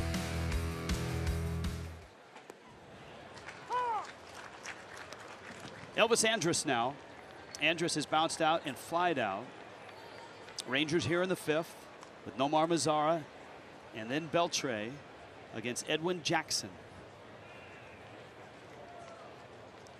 You gave us a great scouting report at the start of the game and before the game. Edward Scissorhands, remember that was the great movie. That's right. And you talked about the cutter and how important it is for Jackson. Well, he's utilized the cutter not only early on in ABs to get ahead and some might say steal a strike. Smoked into center field by Andrus. But he's also used it later in counts. He's used it when behind in the count to garner that soft contact. Doesn't feature a changeup. So when you think about a guy who is more of a spinner than a pronator, a supinator, if you will, as opposed to a pronator, a guy who likes to turn the baseball, he's not gotten a great feel for the changeup. So roll the cutter in under the hands for soft contact. Roll it in early in the counts for early steal strikes, and that's really been the MO for Edwin Jackson. Again, this is a guy who's got 94 in the back pocket, but on a limited basis. He's discovered something at this stage in his career. Nomar Mazara has flied out twice, the throw to first. And Jeff Bannister told us in our meeting this morning that was the scouting report. This is not the Edwin Jackson of old. He's not the guy that tries to hump it up at 95, 96 if he's in trouble. And you almost have to think backwards as a hitter, and that was the game plan. Stay middle. Right. We've seen that happen. Chew an opposite field shot. That one fouled at the plate. And don't get so pull happy. He felt that the Ranger hitters in games 1 and 2 against Mike Fiers on Monday and Brett Anderson yesterday, too pull happy. Those right there, Rich, are a couple guys who don't necessarily feature the velocity that even an Edwin Jackson does, even at this stage in his career. So you think a couple of guys who aren't going to light up the radar gun, you might get a little aggressive. You start to really grind that bat handle, start to really dig in, power to the pull side. And now you find guys just working off the barrel. I tell you, guys like Brett Anderson and Mike Fiers, the strikeouts have been there the last few outings, but those are guys who are in the business of missing barrels, not bats. Mazzara had a thumb injury and a stay on the disabled list. Oakland's got the shift going on the infield, a little bit towards left center for this left-handed bat. Andrus has 4 stolen bases.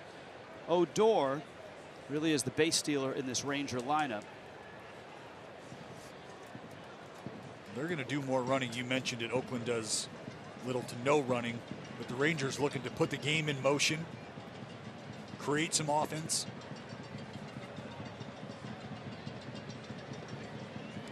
Swing and a miss, ball in the dirt, and the hitter is out, and Andrus is at second base. First base occupied on the strikeout. Andrus gets there on a wild pitch, and here comes Beltre. Number 29, Adrian Beltre. Yasmero Petit up in the bullpen. It's kind of a cement mixer of a breaking ball. It's just that it's that cutter again, and it's backing up. And that's probably the toughest pitch in baseball to hit, is that backup slider, backup cutter, if you will. You feel like it's going to make its way back to the zone, and it just never quite does.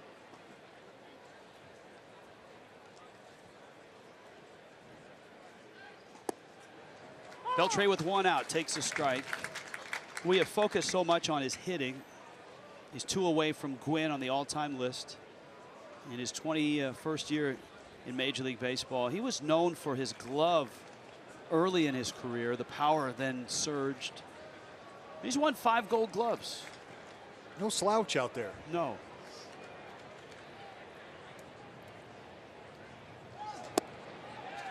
I've seen him make many a play. I mean, one of the cool things about Adrian Beltre, the plays he'll make, plays on the run. You don't see a ton of those because he's a guy who, even while moving, momentum carrying him across the diamond, he'll chop his steps, plant his feet, and just let one rip. Great throwing arm.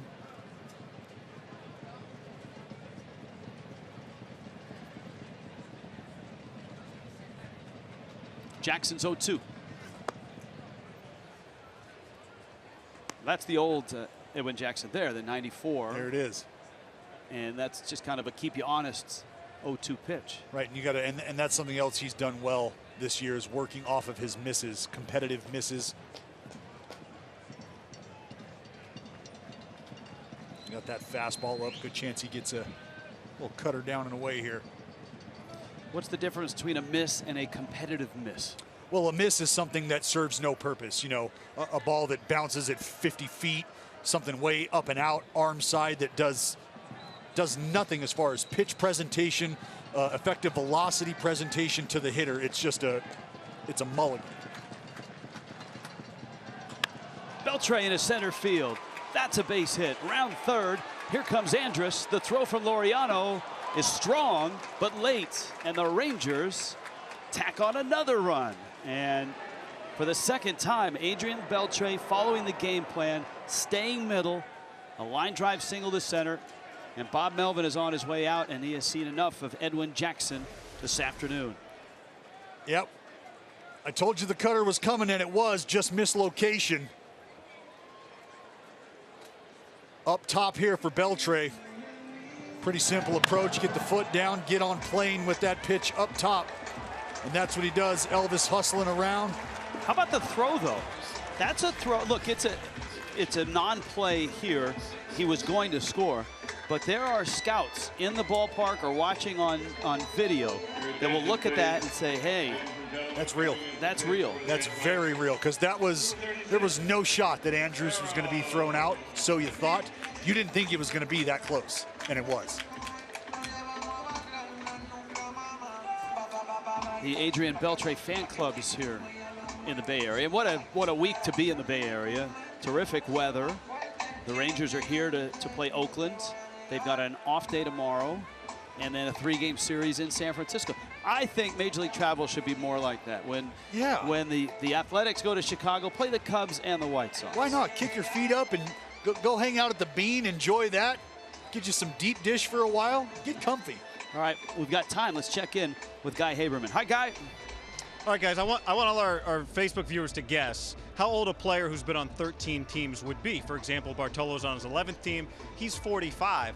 But the remarkable thing, Rich, as you know, is that Edwin Jackson is 2.5 weeks shy of his 35th birthday, something that seemed to sneak up on him when I asked him about it. His big league debut was 15 years ago on his 20th birthday. And there are 2 players active and 2 managers active that were in that game. Jackson and Beltre are the active players. Alex Cora and Craig Counsell are the active managers that played in that game. He beat Randy Johnson on that day. But of course, he's become a very different pitcher since then. The question I asked him and Adrian Beltre is if he could pitch another 10 years like 45-year-old Bartolo Colon. Well, Colon pitches inside with that 2-seam. It's what you guys have been talking about today that hasn't been working. The cutter inside the lefties. Last year they hit 280 off it. This year they've been hitting under 200 on the cutter inside the left-handers off Edwin Jackson's bat, and they've been below their normal OPS. That, of course, has not been the case here today. Thank you, Guy. Yasmero Petit's first pitch is fouled back. Jurickson Profar is the hitter. Beltre is at first. Petit has made a comfortable living at doing this, and that is being a middle relief guy. Crossed the bay with the San Francisco Giants in particular. He was, in my opinion, their MVP during that stretch for Bruce Bochy. A lot of fine arms down there in that bullpen. That's a shot past Olson. And let's see if Beltre can go first to third. Yep, he turns second. And right behind him is Profar, who's in there with a double. Profar had to check to see what gear Adrian was in. And once he saw that he turned and went to third, he never slowed down. That's a double and a rude greeting for Petit. Yeah, I think Beltre might have been in first, but he was running stop signs, stop lights, and everything in between. And it's a tip of the cap to Beltre, the vet. A little banged up right now. You can see him swatting at that as it flies through. He's had a history of quad and hamstring issues. Nagging. And it's unfortunate because you would hate to see a career like his, so storied and still strong, start to get chipped away at little things like that. But Father Time is undefeated. Bob Melvin doesn't want to let this get out of hand. An intentional walk to Gallo, who's had great at bats today. A deep count walk and a long home run to right. He'd rather pitch to Robinson Chirinos, the catcher, and set up a possible double play situation.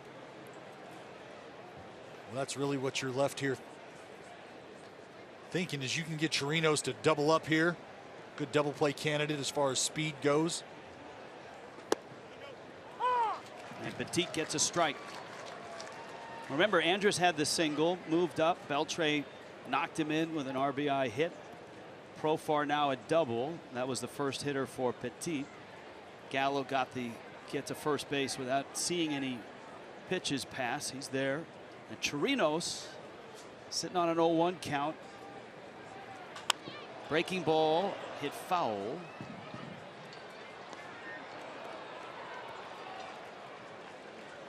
And it's 0-2.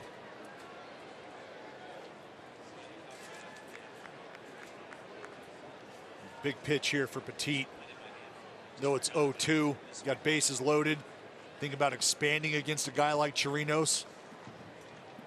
If you're wondering where Gary Matthews Jr. is, he's in our social media chat room right now. Many of you may be engaged with him right now. That fastball's up. Dallas Braden will be there in the next half inning.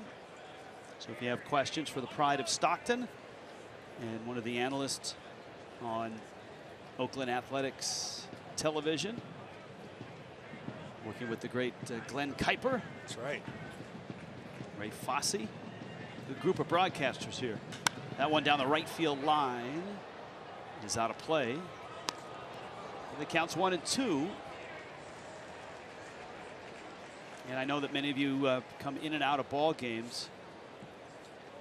The Rangers have been a steady attack. Shin-Soo Choo a homer in the first. Beltre had his first of 2 RBI singles in the third. Gallo homered in the fourth. Beltre the other RBI single here in the fifth. And the bags are loaded. 1 out, Petit. Got him. Somewhat of a delayed call. Now Chirinos, the Rangers catcher, didn't like it. He and Chris Siegel go nose to nose. It didn't look like it was in the box. It was in the vicinity of the box. Well, I agree with Chris Siegel's words there at the very end of their conversation. It was a good pitch. And this is a pitcher's pitch here.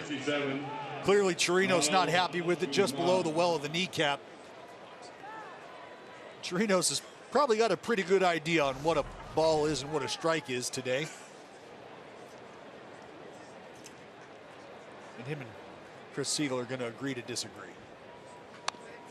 End of the bat. Here's another look. Now remember, the strike box, the computer-generated strike zone, starts at the front of the plate. If the ball touches any part of the line, that's considered a strike. And you're asking a human being to make that call. It looks like the ball is right up against the line. It's right there. So it's hard to argue either way on that. It is. That's why I just like to call them pitcher's pitches. All right. Guzman has singled and popped out. And Petit misses low, and it is 1 ball and 1 strike. Are you a computer strike zone guy in terms of the future? That will be the way balls and strikes are determined?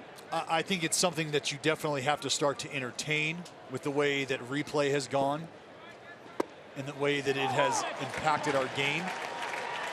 Well, now another hitter upset. Guzman's not happy.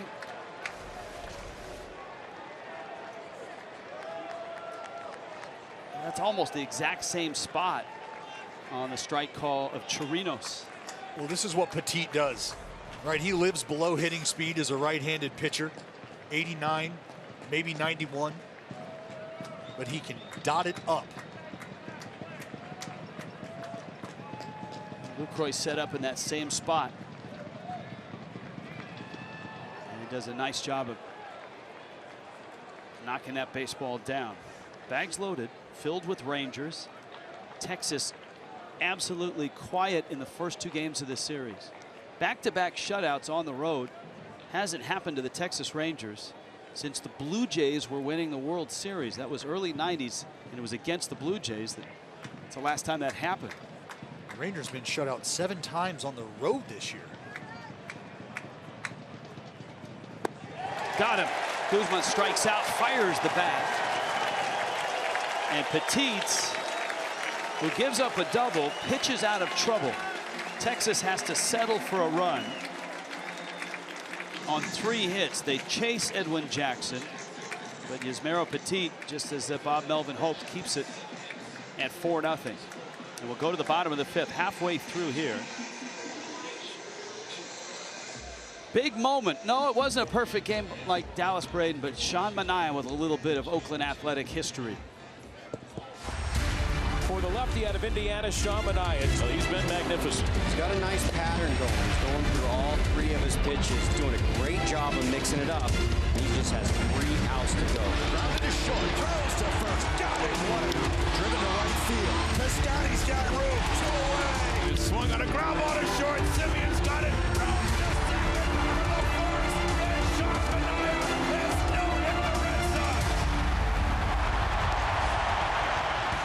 What a great moment. 12th no-hitter in franchise history. At the time, the Red Sox were 17-2. The 3rd Oakland pitcher with 10 or more strikeouts in a no-hitter. Dave Stewart had 12. Catfish Hunter had 11. And joining us now is pride of Indiana, Sean Manaea. Hi, Sean. How are you? I'm good. I don't know where I'm looking, but I'm waving. So. That's why you're wearing sunglasses. That's a pro move. I know what I'm doing. Hey, when you hear the call there by Ken Korak and just relive that moment, does it still give you a little goosebumps? Oh, 100%. You know, that's a moment that you know, I'll never forget. And I don't know. It's just one of those really, really cool moments, and it's awesome being a part of Major League history. Sean, I got to ask you, brother, what was life like for you on the road? You slice and dice the Boston Red Sox. You guys take off, you hit the road. What was the reception like for you on the road cities, whether it be the fans or in the clubhouse, visiting cities after the no-no?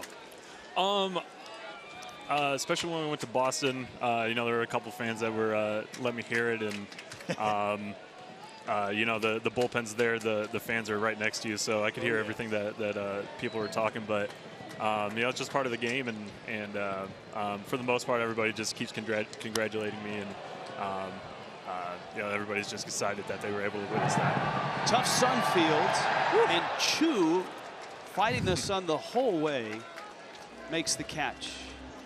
Sean, what's been the difference in this rotation? I know that you have a pitching coach that most people don't know, and that's Scott Emerson. But he's been in your system for a long time, and a lot of you guys have come up with him. Talk about, I guess, explain why he's been able to have such success with you this year. He's just very, very hands-on, and wants us to succeed, wants us to see us get better, and you see that every day with the preparation that he has coming in each day, and he takes his time making scouting reports, watching video, just doing all the little things, and it's definitely showing, and everybody has tremendous respect for him just because he's been around in this organization for a while, and he's just an awesome human being, and it's nice having a guy that has your back and wants to see you do all these great things. So it's been amazing having him, and he's definitely one of my favorite pitching coaches I've ever had. Stephen Piscotty, Mike Minor gets out number 2. Sean, how you doing? Gary Matthews Jr. here. Hey, Gary, how's it going? Good, good. So listen, you're part of a small group of players to ever throw a no-hitter. Do you have a recollection or a memory of the first time that you saw a major league pitcher throw a no-hitter? I guess it would have to have been Johan Santana's no-hitter, and when he was with the Mets. I think that was the first time I ever watched a no-hitter. He was my favorite pitcher growing up, and kind of sad watching him leave Minnesota and go to New York. But just witnessing that, and just seeing the excitement, especially I think he had like 150 pitches or something like that. It's something ridiculous, but. That was just crazy seeing the emotion that was going through him and the team. So that was definitely the first moment I had watching a no-hitter. That guy used to give me fits, man. That Bugs Bunny change up. He gave a lot of guys fits. All right, Sean, thank you for the visit. Continued success. You're a fun team to watch, and I have a feeling you're going to be around not just in late September but into October. Thank you, guys. Thank you. All right, Sean Manaea. Gary Matthews Jr. is back from the social media chat room. What was the most popular question you got while you were there? Oh, gosh, I had some funny ones on there. Someone asked me if I ever rubbed Adrian Beltre's head. Yeah. Well, I told him no, but there's a whole lot of freckles on it. Well, look, there's probably a few viewers that don't know what that means, and we need to clarify. We are the internet, but we do need to clarify. For whatever reason, Beltre throughout his career, and you were his teammate, so please expound on this, doesn't like anyone messing with his head. Well, I think this is a joke that kind of started out between Beltre and Elvis Andrus. They're always giving each other a hard time, and so now the joke is, yeah, he doesn't want his head rubbed, specifically by Elvis Andrus, and now everyone does it to give him a hard time. I ran into him in the tunnel before the game, and I took a look, and I told him, hey, man, you got a lot less hair than you used to. But it's good to see some of these guys out here, and certainly great to see him healthy and back out on the field. A reminder, this copyrighted telecast is presented by the authority of the Office of the Commissioner of Baseball, may not be reproduced or retransmitted in any form, and the accounts and descriptions of the game may not be disseminated without the express written consent. In Oakland, new ballpark they expect to be online in about 4 years. Still not sure where the site will be. And if they continue to build with the type of club they've got, that's going to be some team. I think they're going to be in great hands out here. You look at the young core that they have. They're playing great defense. They're pitching. They got some power. Hopefully, it's going to be a great stadium for the fans. You know, the fans deserve it here. And hopefully they get some fans out in this stretch run. Here's Chu now, and he takes a strike from Petit, who takes over for Edwin Jackson. 4 1/3 for Jackson, responsible for all 4 runs. Dallas Braden has moved to the social chat suite, which I understand is catered, air conditioned, plush. Chu fouls it back, and he'll be returning in the next half inning. So lots of beverages in there. Well, look, it's social media. Yes, it is. Odor and Andrus here in the 6th.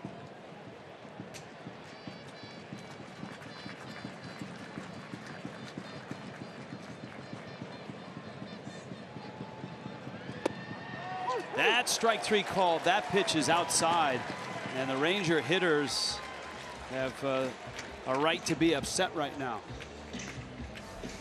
Yeah, but more than that, you also see what happens when pitchers work ahead, right? You put hitters in a position where they're a little bit more defensive, and no doubt that ball's a little bit outside, but the key to that at bat was getting out ahead of the hitter. That first pitch strike, as Dallas says. Here's Odor, who's lined out, walked, and popped out.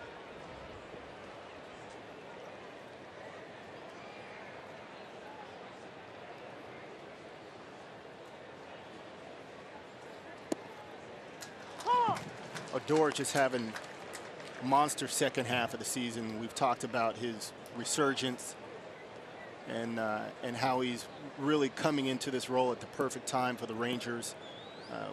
Adrian Beltre maybe having his last season. It couldn't happen for a better time for the Rangers to have Odor step in that leadership role and not just as a player. Ball and a strike. As we illustrated earlier, that's a fine place to see a game. Odor did not hit a home run against a fastball until the 3rd week in June, which is hard to imagine. He's hit 15 this season. That is hard to imagine. You know, when you think about, obviously, it can be cold depending on where you're playing. And when I think about not homering off a fastball before June, it makes me wonder where he was hitting in the order also. Sometimes it depends. You know, when you're hitting at the top of the order, that second slot, you know, you get a lot of fastballs there. But if you're down 3rd, 4th, that one is you're fouled. seeing you're down that 3rd, 4th, and 5th slot. You're seeing a lot more breaking balls. Odor defensively today has been very good. That was a pick and a start of a 4-6-3 double play. This one he got before it hit the dirt. That turned into a double play. He's got the open collared shirt going as well. And he's dropped it down a couple buttons also. He's got to bring out the chain. The key to that glove is also, it really starts with your feet, and he's so quiet and soft with those feet. Helps him pivot for that double play nicely.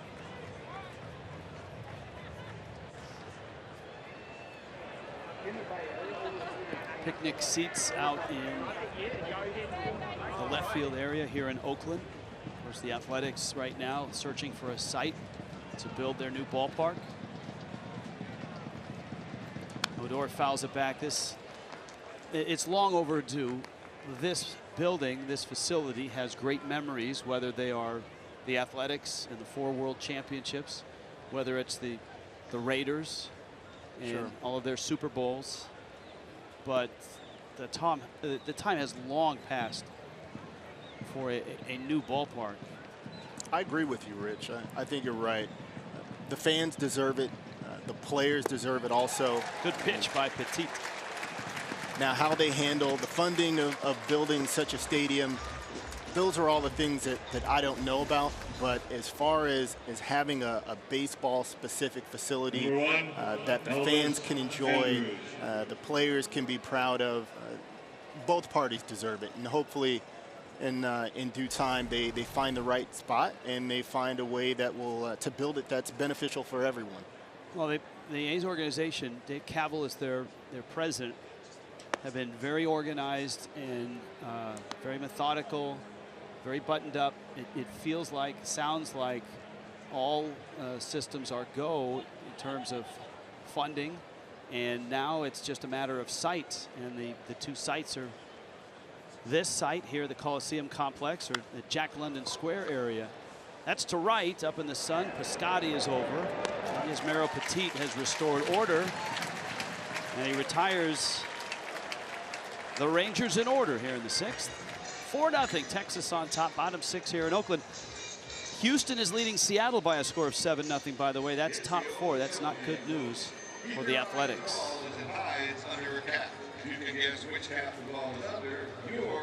Now, the Athletics have not been competitive up until this year for about a 2-3 year stretch. However, now that they're rolling, and even some of the players have noticed, there are more fans coming out. They would love to see even more fans arrive, and Matt Chapman addressed this in a post-game interview earlier this year. I'm having a blast, and other guys on our team are, and you get to be in games like these. You know, no lead's big enough, and everybody's fighting, scratching, clawing. It's fun. I just want to use this time also to just encourage people in Oakland to come out, man. We're fighting to the very end against the Mariners, and I just wish we could get some more people out here, man. We're fun to watch, and we really want our fans to come out and support us. It'd be great. Now, Guy Haberman, who joins us now. Guy, the Athletics have seen an uptick in attendance, but with this facility and the last few years in the history, it might be a little slower than guys like Chapman would like. Well, it might be a little smaller, sure, but I think one thing we've seen here in recent years, at least that 2013 year, as the team went into September, into the postseason, the attendance did grow. But I think what we just saw from Chapman tells us two things. One, his standing with the team outside of the clubhouse, and the other, his standing within the clubhouse. We're talking about a 25-year-old who, in a very eloquent, simple, and I think most importantly, respectful way, said to the fans what he and other players believe, and I think it was received by the fans very well. But the other thing it tells us maybe is even more interesting. Here is a guy who has not spent a full season in the big leagues taking the leadership role. He's going to be the one delivering the message to the fans from within the clubhouse. And every player believes that Matt Chapman is one of the, if not the leader in that clubhouse, and that's a remarkable thing. And it's great news for the franchise and the fans. All right, thank you, Guy. Here is Chad Pinder. The other thing, it feels like with a new ballpark about to come online, Oakland has an opportunity to break the cycle of recycle, to break the cycle of tearing down after building up, of trading away young players. You've got two Matts, one on each corner, Olsen at first, Chapman at third.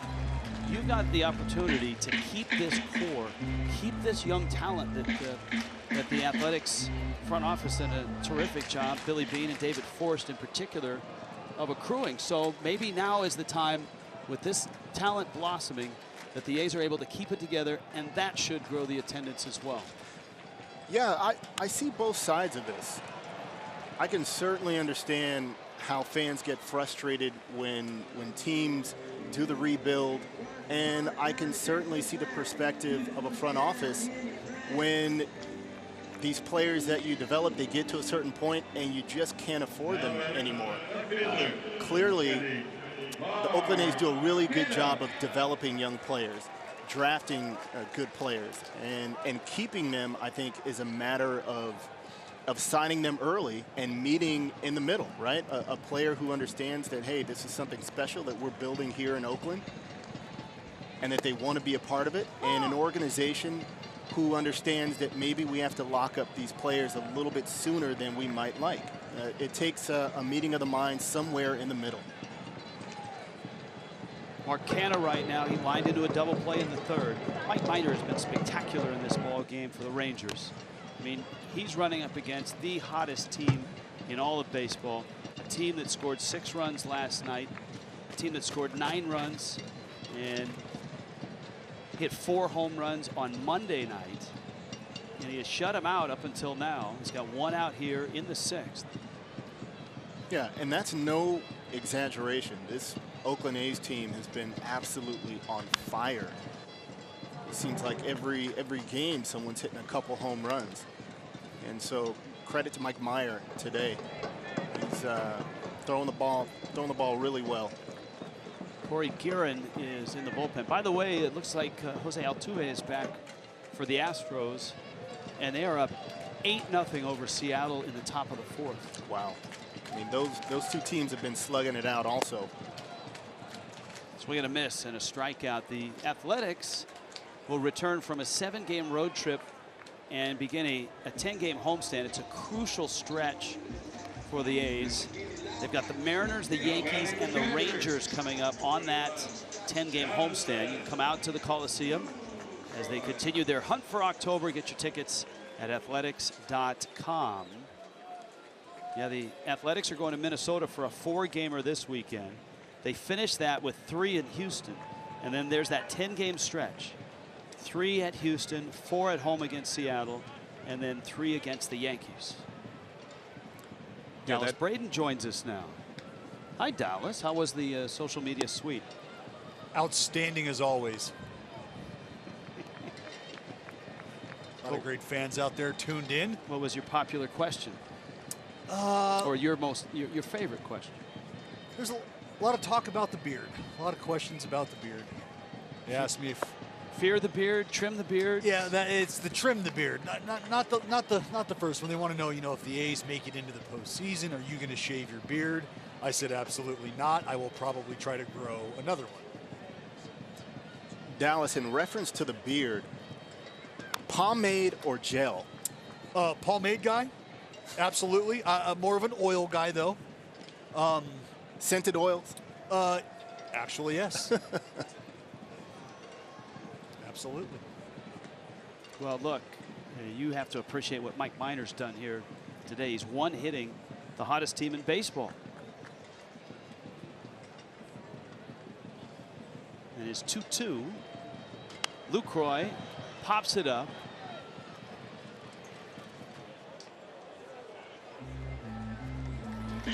The great race in the West. Here's the schedule. Home versus road splits. 500 or below 500 games. And then head-to-head. Seattle and Oakland still have 10 head-to-head in this trio. Not so much with the Astros. I think getting Altuve back is an enormous shot in the arm for Houston. Well, I'll say this. We just had Houston in town. The Oakland A's did, excuse me. And George Springer came off that Friday night with the thumb injury. Looked good early. Then took a swing, got blown up, got crowded. And his thumb didn't look the same for the rest of the evening. Then the next day, some swings sort of looked like they were a little tender. And I have to believe that the expedited rehab stint for Altuve is because George Springer still isn't 100%, but I think Houston has identified, you know what, we got to go. That strike 3 called, and it looked like it got the strike box too. That's a nice backdoor breaking ball from Mike Minor, who is one-hitting Oakland right now.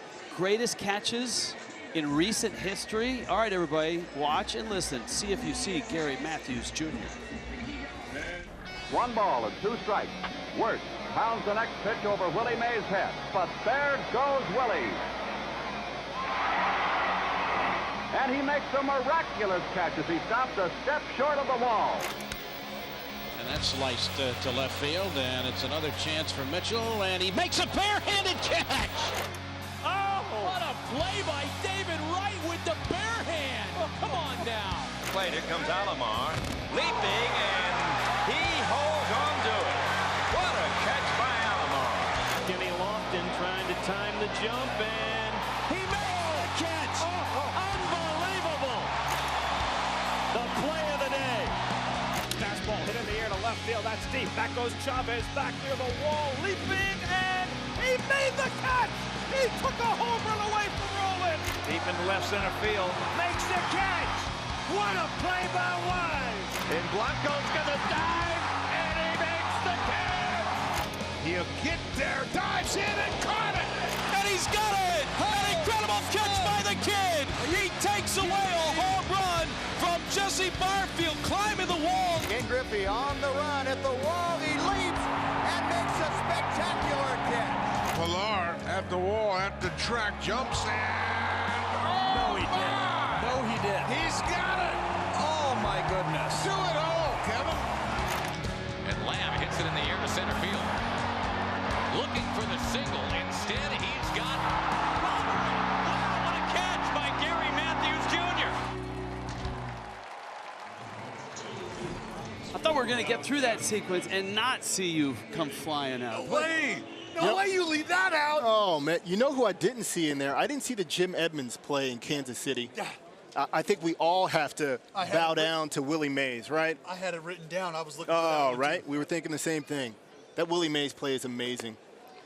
I have a Willie Mays glove. It is my most prized possession in my collection of memorabilia that I have throughout my career that I've collected. It's a Willie Mays glove. It's amazing. You should see this thing. Wow. Kangaroo leather. Yeah. A's have made a pitching change here. Sean Kelly, late of the Nationals. Nomar Mazar at the plate. So, at what point in your route did you think you had a shot at it? Or did you think you had a shot at it from the very start? I thought I had a pretty good shot at it from the very start. I was already playing a little bit deep. Mike Lamb had already hit 2 home runs in the series. And I think it was Brian Corey who hung a changeup. I'm playing deep, ran back. And as I got back towards the wall, I could see I had it lined up pretty good. I just didn't expect it to be so far above the wall. So I ended up climbing up the wall, and I got up there, reached back. Turned out I had the backhand, and so, you know, that's where you kind of see the glove flip a little bit. And, you know, so a little bit of skill and a lot of luck also. Did you come out of it okay physically? Oh, I came down fine. I just can't believe we're still talking about it 12 years ago. You know, 12 years later, we're still talking about it. And if you don't win a World Series ring, it's pretty special to have a moment that baseball fans remember you by. Like I can tell you, my friend, I told you this when you showed up today, and we knew that we were going to be talking about this. I said, straight up, that's the best catch I've ever seen. And I've seen the replay of the Mays catch, and I think you know this as well as a lot of baseball folks. The Mays catch is touted not so much for the catch, but the throw after and what it meant at that time in the game. Sure. But to what, just as far as things that defy the laws of physics, for me, for you to be able to get back to that spot, climb the wall, turn the glove, all in one foul swoop, my man, that's ridiculous. Yeah, it was a good one. You know, it seemed like everything kind of came together perfectly. The stars aligned, and you come up with this amazing play. What a lot of fans don't know, you know, we see that Willie Mays play. We don't realize how far he ran to get that. You know, I think that was at the Polo Grounds, if I'm not mistaken, and it was about 440 feet to center. Something crazy. So he ran a long way to catch that ball. Beltre's had a good day at the plate, and he fouls the Kelly fastball back. RBI singles in the 5th and the 3rd. He's lined out in the 2nd. Here's a look back at Beltre trying to chase down Tony Gwynn, and he is one shy of tying Gwynn on the all-time hit chart. He's at 3,140 right now. And he watches that pitch miss outside. You see both of Beltre's hits today are back up the middle. When you're coming back from an injury, you want to try and simplify things and use the big part of the field. So whenever I was coming back from an injury, I want to make sure that I was working the middle of the field. This has been a really nice addition to the Oakland bullpen. Kelly obviously fell out of favor in Washington, but for Oakland, man, they snapped him right up. And it adds to what is a pretty well-stocked bullpen. Look at the ERA since July 3rd. Profar now has doubled, and Profar knocks that one into center field. So his second hit. A 4-0 lead here in the 7th. Up comes big Joey Gallo. So you're going with Gary Matthews Jr. as the greatest catch that you've ever seen. You can't use your own catch, sorry. Even though you saw it. You saw it quite well. Right. With the greatest catch that first that you've witnessed as a player, a fan, or that you've seen on tape? I would have to throw in the Jim Edmonds catch in Kansas City. Okay. And the Ken Griffey Jr. catch in Detroit. Do you remember that one where he ran in the right center field, jumped over the wall, and brought it back? Yes. Oh, that's probably my favorite Ken Griffey Jr. catch of all time. See, in person, that the greatest catch I've seen live was Griffey, the Spider-Man catch where he shattered his wrist on the wall, and it won the game. He held the ball. He was out. This was 95. This was the year, that great year for Seattle. Griffey missed a lot of time, came back, and then Seattle went on that incredible comeback run to catch the Angels, beat the Yankees, and then eventually lose to Cleveland in 95 in the American League Championship Series. So that was a great one also. I remember that catch. That was in Seattle, if I remember correctly. My father's career ended in Seattle. He played 2 months, got traded in September to the Seattle Mariners, I think in '87. Gallo hits a bolt to first on a hop for Olsen, who steps on the bag. And Kelly comes in and throws a scoreless inning here in the seventh inning stretch here at the Coliseum. And one place you want to check out if you are in the Coliseum is the Treehouse, and Guy Haberman takes us there now. Guy? Yeah, it's still about 438 feet, so Chris Davis could hit a ball up here, Rich. It's new this year, the Treehouse, for fans. They sold passes that were about $30 a month. Fans could come and check out any game they want as long as they want. They also sell fried crickets here. Rich, I know your favorite. I know you love the grasshoppers at Safeco, so we're going to send some of these up to you. And Suzette is actually going to try these. They say crickets are a great source of protein for humans and livestock. So you want to take some of it? Anybody else want to try one? No? All right, here we go. You ready?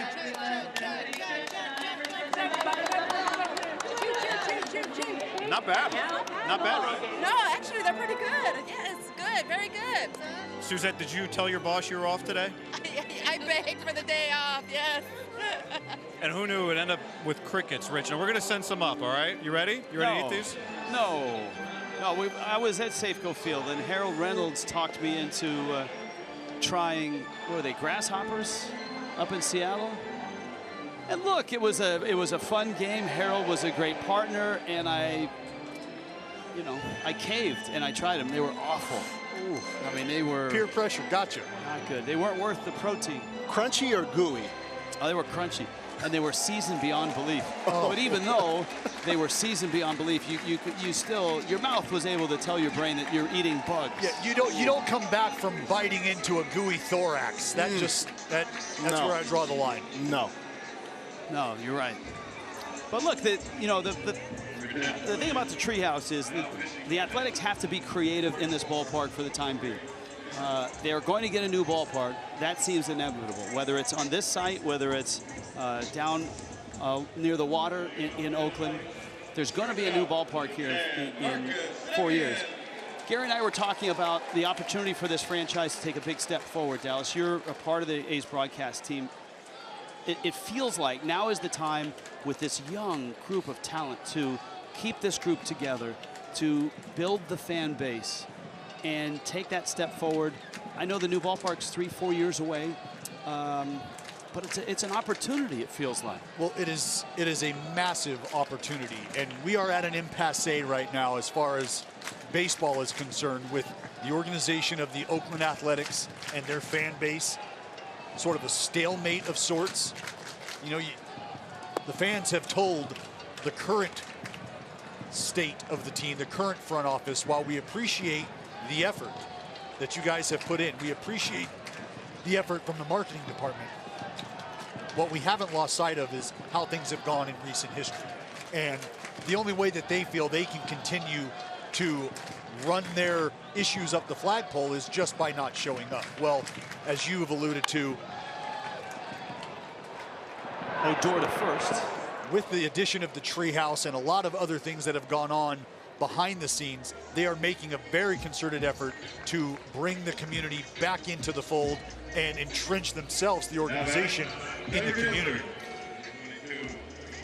Once they break ground on a new ballpark, it changes the whole game, because then everyone knows, hey, they're headed to the new park.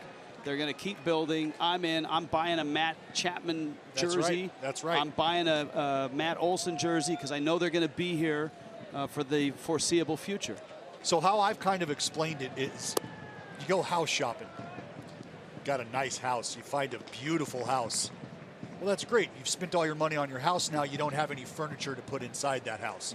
Well, what the A's have done here is they've gone furniture shopping, and they've got some really nice pieces by way of an Olsen, by way of a Chapman, a Laureano.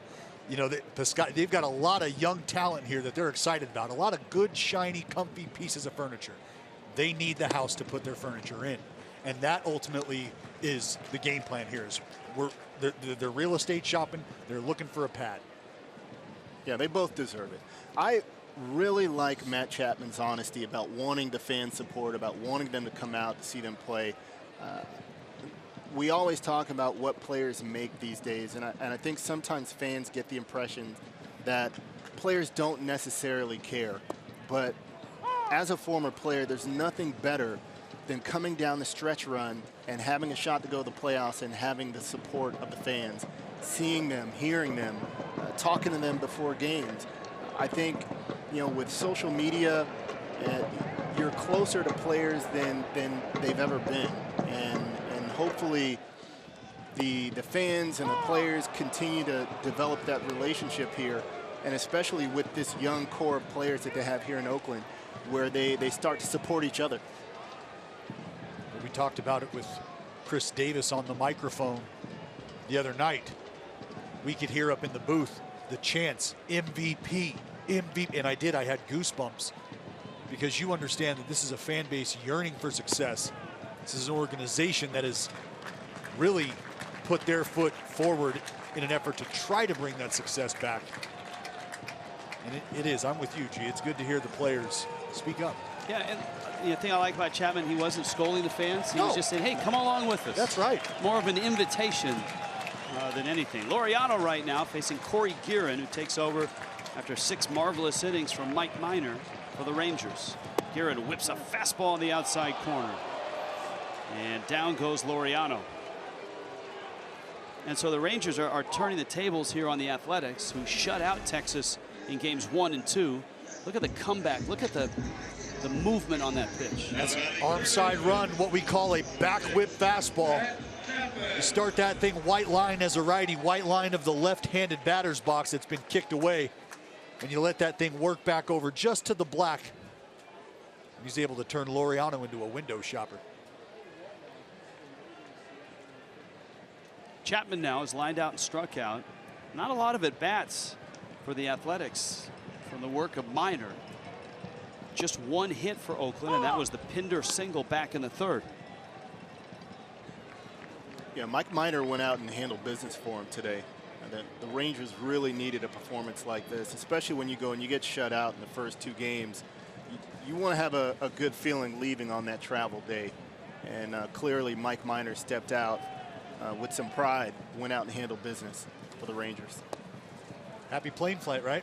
Oh, man, maybe a glass of wine on the plane. But actually, they're playing the Giants, so that's right. They're staying in town. Happy bus trip back across the right. Yeah, maybe take it to Napa. They got a day off. Rich Johnson, one of our fans, recalling the Josh Donaldson era. Chapman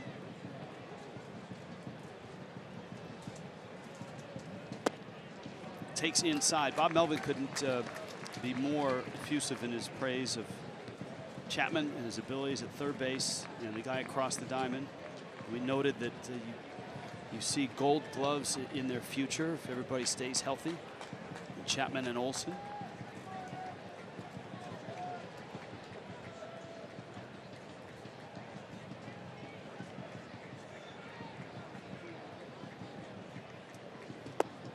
I'm sort of mesmerized during this at bat by the promo sign behind home plate.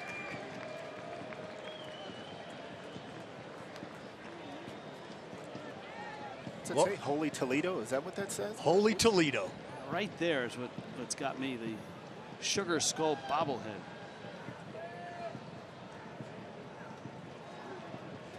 You getting hungry, Rich? Here's the 3-1. Well, it's just those eyes. And look into the eyes of evil there. All right, Chapman walks. And a rare base runner for Oakland. Minor walk just one, and that was Davis back in the second. And here is Davis now. And that's the other guy, too. Look, we talked about the Olsons and keeping the core together. This is a guy that Oakland has been really proud of his development. And that, you know, one of the things that the front office did proactively when they traded for him, he was hitting home runs in Milwaukee, which is a great hitter's environment. But the A's analytics department ran the numbers, launch angle, distance. How would that power play in this ballpark? Ouch, that's a breaking ball. He's not trying to hit him, especially with a 4-0 lead. Crowd doesn't like it. Davis knows there was no intent. But the A's analytics department broke down all his Milwaukee homers and said, you know what, it would play just fine in our ballpark. And his home run numbers have continued to climb. Well, I've said it since KD showed up. Yellowstone, Jellystone, you can name any national park going. There ain't one that can hold this man. Yeah, he's got some serious power. He hit a ball off the glass. Yeah. I mean, that's an area in left center field, way above that Ricky Henderson field sign, above the State Farm sign. You don't see many balls hitting that territory. You hit a ball off the glass up there, well, that means you're going out anywhere, anytime. Just go back to Texas, G. The opposite field bomb in the upper tank. Upper tank. Come on. That's you territory from the left side. From the left side. Here's Piscotty as Oakland tries to climb back in this ball game. And he fouls it back to the screen. The pitch that hit Davis was 84 miles an hour. He's at first. 40-homer company. Canseco got there twice. McGuire got there 3 times. Davis is going to get there for the 3rd time here any day. He's at 38. And that's heavy company. In this decade, the only player to go for 3, Nelson Cruz, 3 over 40. Piscotty has hit 16. And Guerin's breaking ball is out. No swing, says Marvin Hudson. And for all the good work that Mike Minor has done, all it takes is one swing, and Oakland's right back in the ball game. And Piscotty's been swinging it pretty well. He had 2 hits last night. He homered and doubled in game 1. Yeah, this is a big at bat right here. Guerin. Piscotty sprays it. That's a fair ball, and down the line it goes. Chapman will score. Davis to 3rd. The throw goes to 2nd. Piscotty arrives. Oakland's on the board, and they've got runners at 2nd and 3rd. We talked about it at the top of the broadcast. Perseverance by this Oakland A's lineup. Late inning heroics, high leverage situations, pressure-packed ABs. This is where the Oakland A's have thrived all season long. And you wouldn't say that that was a bad pitch. No. You know, that pitch is tailing away, maybe up a little bit, but that wasn't a bad pitch. Good piece of hitting right there is what it is. Well, Guerin got himself into trouble. A 2-out walk to Chapman, and then the breaking ball got away and hit Davis. Piscotty's 35th double of the season. Jeff Bannister wants the baseball. Matt Olson is the hitter. The lefty is ready in the Texas bullpen, and a pitching change here in the bottom of the 7th with Houston blasting Seattle this afternoon. Oakland right now trying to climb back. It's 4-1 Texas here.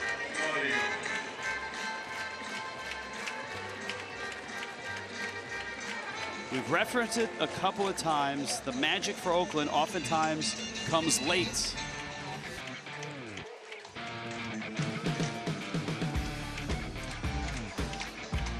It's impressive stuff. 53-0 and leading after 7 innings. You know, that speaks to their bullpen, doesn't it, Dallas? Well, that's a shutdown bullpen. When you get to the 7th inning and you're 53-0, put the cuffs on. Right. It's a done deal. You talk about their scoring prowess late in the ballgame. You got to remember, the A's lead the majors in runs scored in the 8th inning and in the 7th inning or later at 225. So this is where they do their work. Alex Claudio is the lefty out of the Rangers pen. Speaking of the Rangers, back to Arlington on Tuesday after their visit with the Giants this weekend. 8-game homestand. Dodgers are in town. That's always a fun time. Interleague play when the Dodgers arrive. The Twins will be there and the Angels. Joey Gallo, Rougned Odor, the rest of the Rangers. TexasRangers.com for tickets. That's August 28th, 8-game homestand, starting with the Dodgers.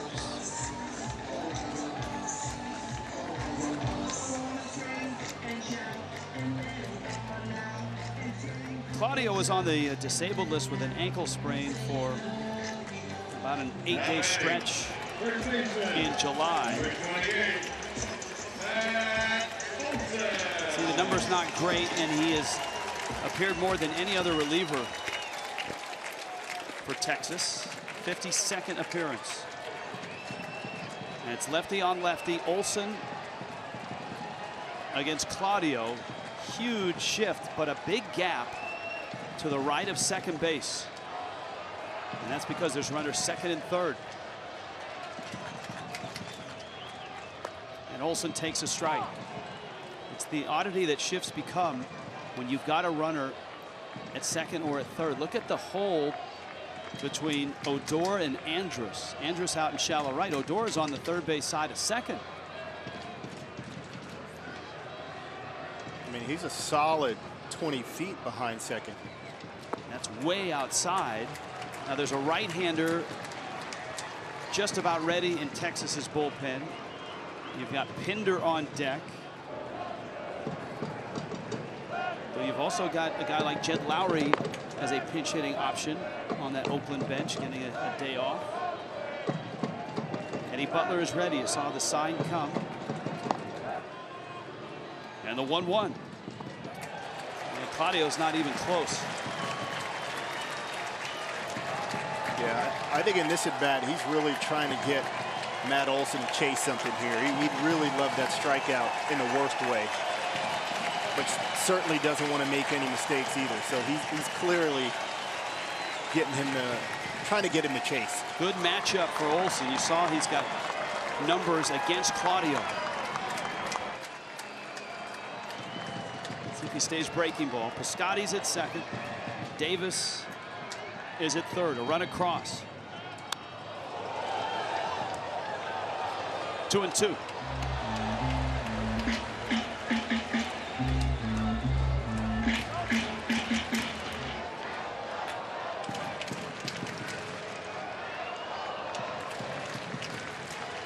You know, in this situation here as a hitter, I would want to just square up something hard to the big part of the field here. You know, you don't necessarily want to try and beat the shift. You just want to use a big part of the field and at least get that run from third in. 2-2 pitch. And it stays 2 balls and 2 strikes.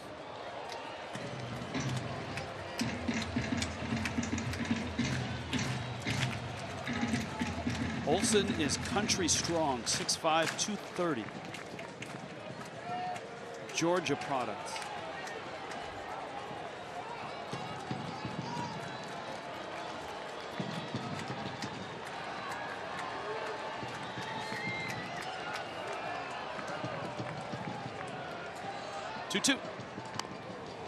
That one got in on his hands. That was more of a defensive swing. It's that left-on-left changeup. Trying to get Ole to swing over the top of this thing. Claudio, not a guy who's going to overpower you at all.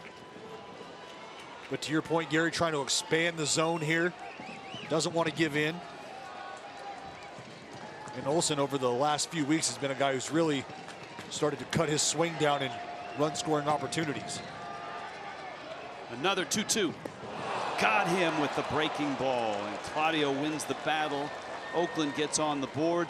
Texas protects the lead. And after 7 in Oakland, it is 4-1 Texas. For today's high-speed highlight. Big moment there. Mike Minor started this ball game for Texas. 6 innings, a hit. Corey Guerin got a couple outs there in the 7th. But then Alex Claudio, the loogie, left the only one guy. And that only one guy was Matt Olson. Here's the sequence.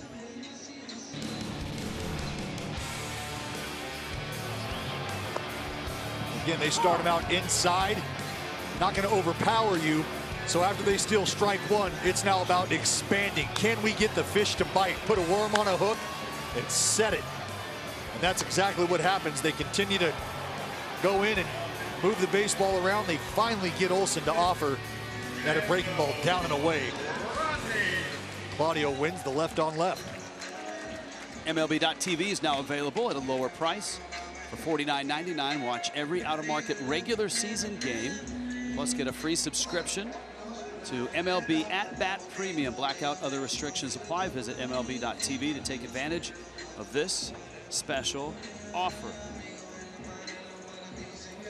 Rich Waltz, Gary Matthews Jr., Sarge Jr., I'm sure you called that. Sarge Jr., Gary Matthews Jr., Little Sarge. I hear them all. You're not that little, though. Not anymore. Yeah. No. my family still calls me Little Gary. Give Sarge our best, by the way. I will. Dallas Braden is with us as well. Beautiful day here in Oakland, as usual in the Bay Area. A little cloud cover burned off right around game time. Oakland is the hottest thing in baseball right now. If you're new to Facebook Watch and you want to join in the conversation, you can. You see the comments on your screen. Now, if you're new to Facebook Watch and you don't want the comments, that's pretty easy. If it's a phone or a tablet, swipe right on the comments and they'll disappear. If it's a laptop, if you take the cursor or the mouse or whatever, hover over the bottom controls, there's a quiet button you can push, or if you expand the screen to full screen, the comments disappear. Fernando Rodney.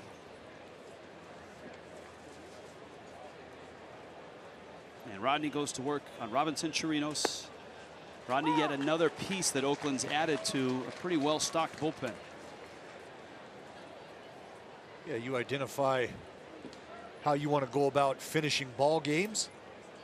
Take a look around the league. And the Oakland front office found 325 career saves that they'd like to bring on board. That's exactly what they did. You've got guys like Familia down there, Rodney.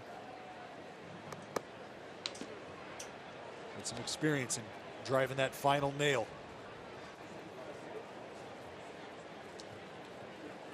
Big reason why they're 53-0. Yep. After the 7th inning, right? Yep. Rodney, who has that incredible changeup, which has served him well in his career. He has that tilted cap. It's a tribute to his late father. Liner to right. And Piscotti comes back and makes the catch. This is not an easy Sunfield. No, especially in an afternoon game. Especially this time of day with the sun and the wind. This time of day, the sun is set up almost directly above the center fielder. And this wasn't an easy place to play center field or really any position out in the outfield for that matter, with the combination of sun and wind. Here's Guzman. I'm sure there are a few old school folks that look at Fernando Rodney and the way he wears his cap and say, why do you wear your cap the right way? But it's a pretty touching story. His father was a fisherman, and because of where he fished, he had to tilt his cap to cut the sun away.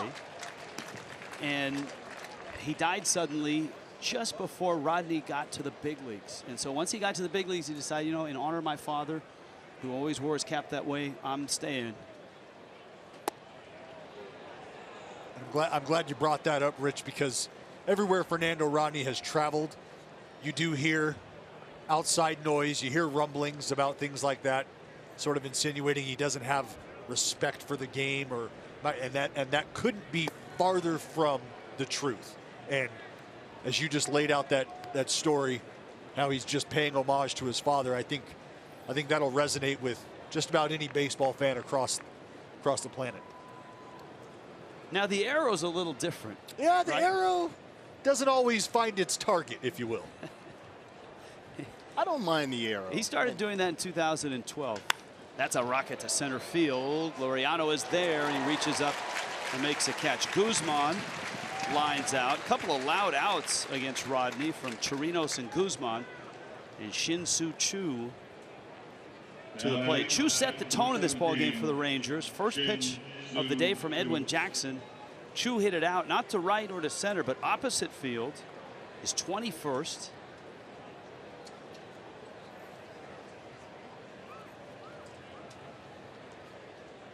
Yeah, I don't mind a little bit of showmanship. You know, there are a lot of purists of the game who maybe aren't a fan of it. You know, look, you see a lot of young players showing their personality now, whether it's wearing your hat a certain way, whether it's a bat flip, or you know, the way you throw a ball to across the diamond with a little bit of underhand dropping down. You know, I think this helps, especially younger fans, relate to today's players. Right. You know, young people in general, they're a little showy now, and I don't mind it. You know, one of the best advice that my father gave me was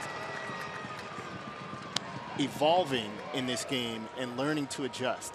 My father has been in the game for upwards of 45 years now. He's 68 years old, signed when he was 18. And I asked my father, how have you managed to stay in the game this long? And he said, listen, you have to change with the times, and you have to make adjustments. And purists love to see the game played a certain way, but I think times change. The game is growing. The game is more global. And if our game is more global, we're going to have different impacts, and people are going to play the game a different way. And I don't think there's anything wrong with it. I actually like it. Little tapper into the teeth of the shift. Simeon cuts in front of Pinder and fires to first and gets Choo. Fernando Rodney with a nice clean 8th inning. Texas, though, not cooperating with the Athletics in their race for an American League West title. A 4-1 lead right now in the 8th. Let's go back down to the field. Back from the treehouse. He survived the crickets, I think. Here's Guy Haberman. Guy? I hope they're getting to you, Rich. The A's are, of course, one of the great stories on the field, but Monday night, it was a great story off the field as well. A young cancer battler who has battled his rare form of cancer into submission, Anthony Slocum, a 10-year-old here in the Bay Area, was here with a number of other Make-A-Wish kids, and he got to meet his favorite player. Many of you saw this. Chris Davis, of course. He asked Chris for an autograph, and Chris obliged. And then Chris asked for his autograph, and then he hit a 438-foot home run with Anthony's name on his shoulder. I talked to Anthony and his mother, Natalie, last night.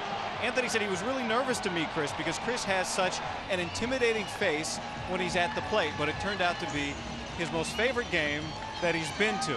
Now, Anthony went to school yesterday, and he picked up a new name from his friends, Anthletic. He said he's never gotten so much attention at school. He even had a news station come and visit him. He also said he has 2 messages. One, to kids battling cancer, Anthony says, it will be hard, but you'll get through it. There will be better days ahead. And to Chris Davis, he wanted to give a shout out. He says to Chris, thank you. Now everybody at my school knows who I am. It made my year. It was a great story. Anthony's had a great time with it. He wore the jersey that Chris signed to bed. Then he wore it to school yesterday. And before he got off the phone, he had one question. When do I get Chris's jersey? Yes. You know, Guy, in Dallas, this is something you can address. To me, what makes that story even better is the little time that I've spent around Chris Davis. He's not a guy that seeks the spotlight. He's a guy that would rather hang with the clubbies. He's not a guy, a me-first guy. He lays low. So for him to go out of his way and know that this kid was special enough that he could do that, that's really, really cool. He would have preferred to have done this without any cameras around. If there wasn't a camera on the autograph, he'd have lied to you and told you it was an ink stain on his shoulder, and he doesn't know what you're talking about. But you think about the conversations surrounding marketability of players and the idea that you need personalities to go along with the willingness to be put in the public eye, to be put on a platform, to basically be the face of something.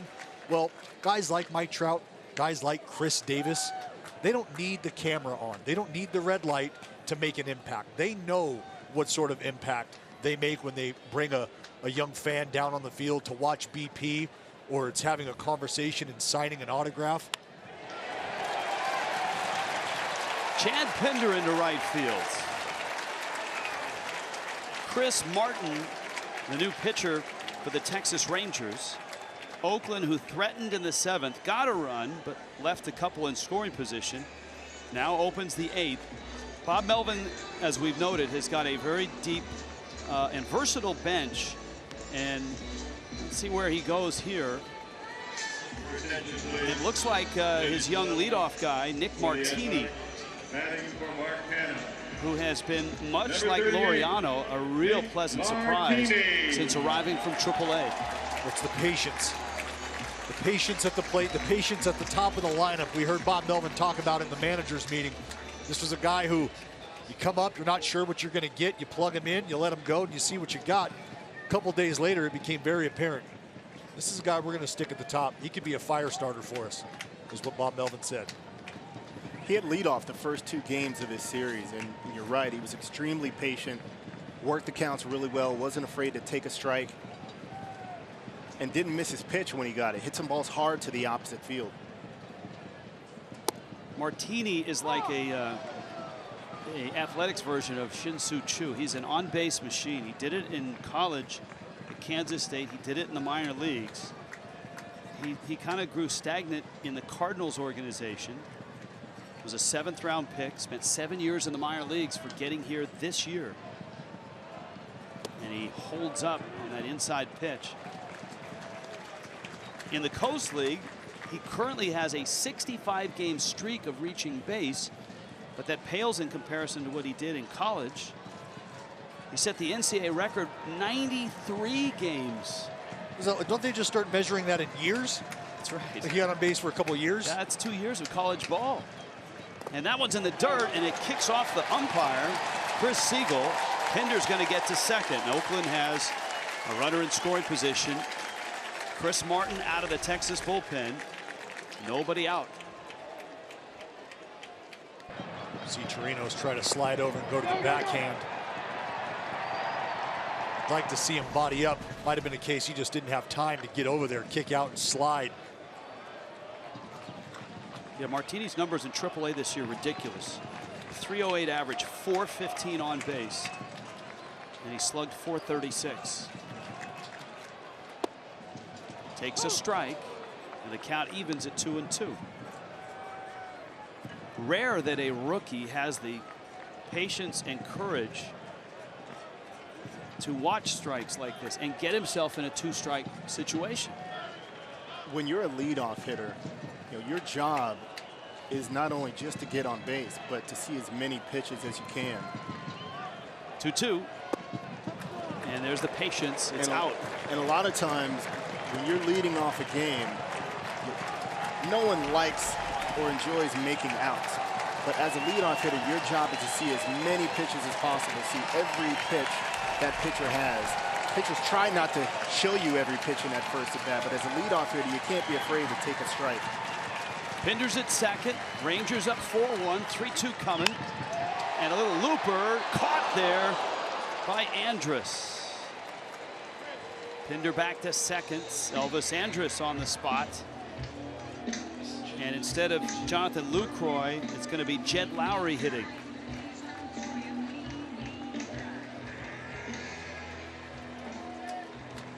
Your attention, please, ladies and gentlemen, for the Athletics. Batting for Lucroy. Number 8, Jed Lowry. Lowry is a guy that seemingly is slump-proof. He's always seeming to spray line drives at least a couple a game.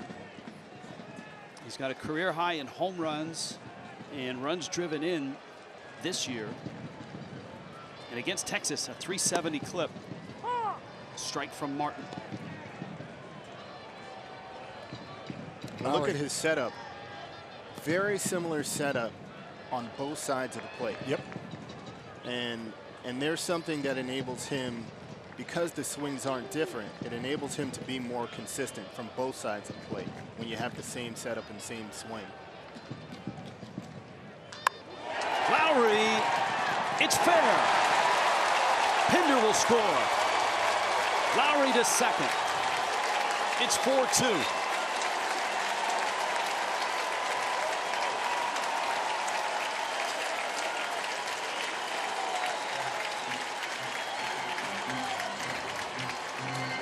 Late inning magic for Oakland. Got them rolling in June, and they haven't stopped since. Jed Lowry gets the nod here from the skipper, Bob Melvin. Lucroy's going to take a seat. And the switch hitting threat steps up, and wouldn't you know it, rolling on dubs once again. Now Simeon, who's 0 for 3. The first 4 hitters in the Athletics order, Simeon, Laureano, Chapman, and Davis, have been absolutely quiet in this ball game. 0 for 9 combined. Simeon has the power to tie this up.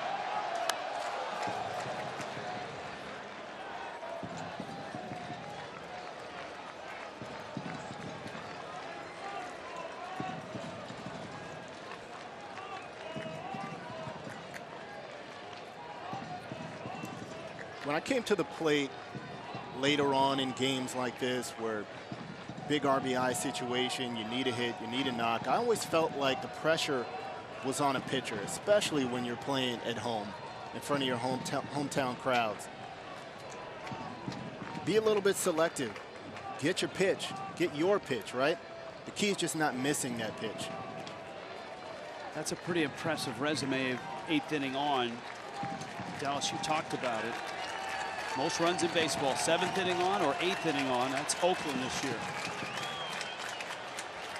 1-1. To left. Gallo falls down, gets up, and makes the catch. It's a great recovery there. What in the Lonnie Smith is going on out in left field? Skates.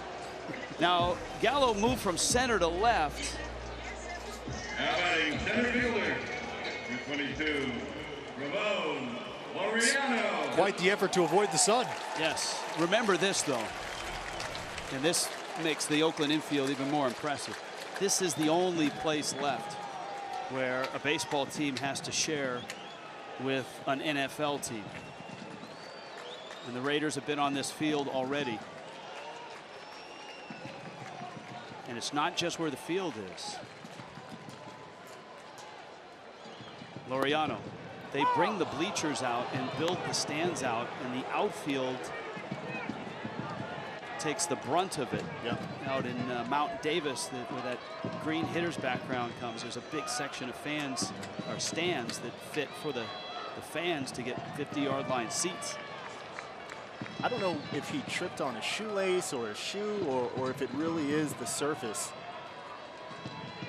But when August and September comes around, there is a huge difference on the playing surface between when you come out here in, let's say, April and May. They've done an amazing job of just making sure that they take care of it, right? For the Oakland A's, especially with them being in the pennant race. This is as good as I've seen it look this time of year out here with Oakland being on the surface. The Oakland Raiders, excuse me, using the surface also. Well, and that's a testament to Clay Wood, the groundskeeper here, the head guy who spends all year long changing things out, from football games to concerts to monster truck rallies and anything in between. Now he's the guy with the canine assistant, right? That's right, Reba. Reba, the golden retriever. She gets out there and tears it up. All right, big moment here. Oakland has another run, down 2. Chris Martin to the plate. Fastball, he thought he had him, and he did. If you see it on that score box, it was right on the outside edge. And for the fans at home, the playing surface gets a lot faster when they start playing football out here. Oh, yeah. You don't have so many bad bumps, but the surface just gets a lot more slick and a lot firm, a lot more firm. 1-2. And he got him. Boy, a tip of the cap to Martin, who got squeezed on that 1-1 pitch, Big or that strikeout. 0-2 pitch, and now gets the strikeout and ends the threat in the 8th. 1 inning left here. 4-2 Texas on top of Oakland. Headed to the 9th.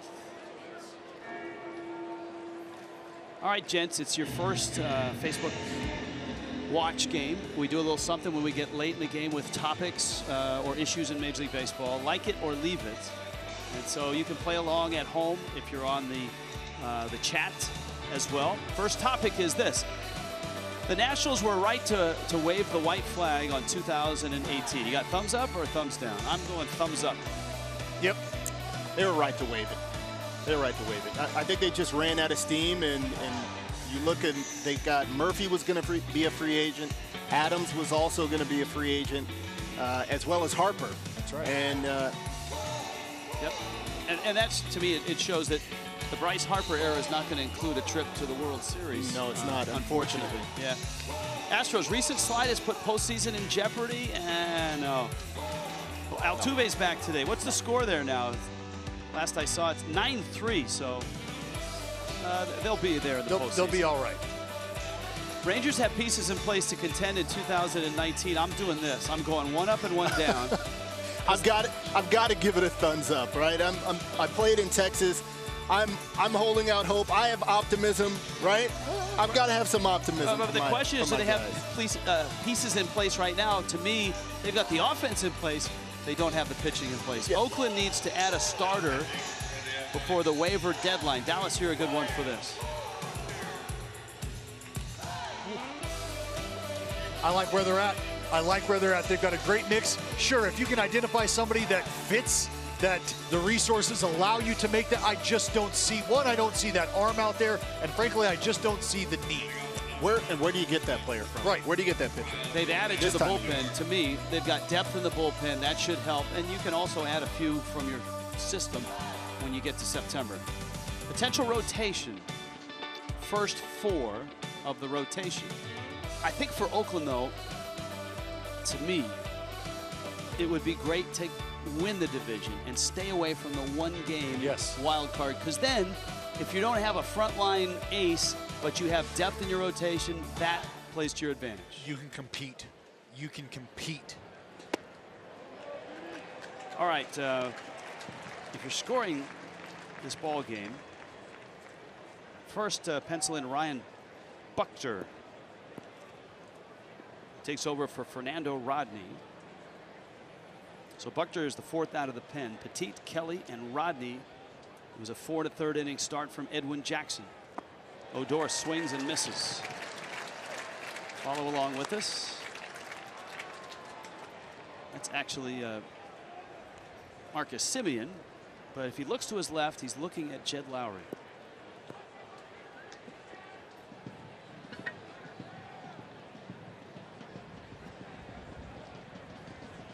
Semien in the shift is in shallow right.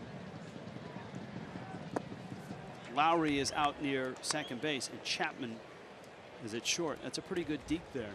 There's Lowry.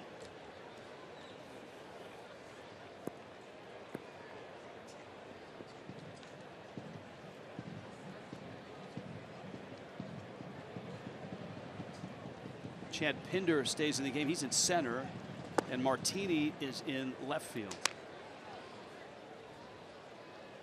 And I think just this late inning maneuverability, I think, kind of puts on display Bob Melvin's resources and opportunity to move guys around, the flexibility.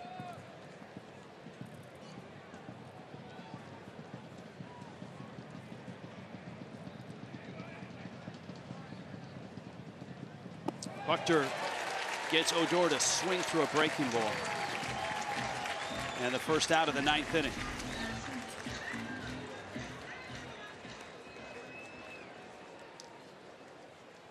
MLB At Bat mobile app brings every baseball moment to your favorite device. Catch it all season. Free MLB.tv game of the day.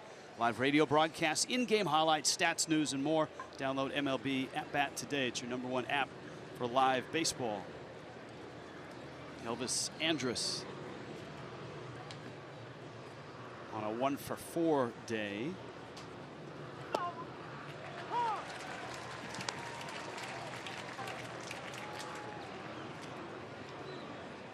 Count 0-1. This is Mike Minor's game to win for Texas. 6 innings of a 1-hit shutout ball. Kieran, Claudio, and Martin since from the Texas pen. Jose Leclerc is warming up in the Texas bullpen. When they've been able to get to Leclerc, he's been effective at the back of the bullpen.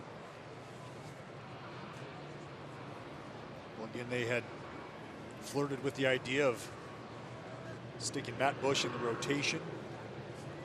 He was a guy who had found a home at the back end.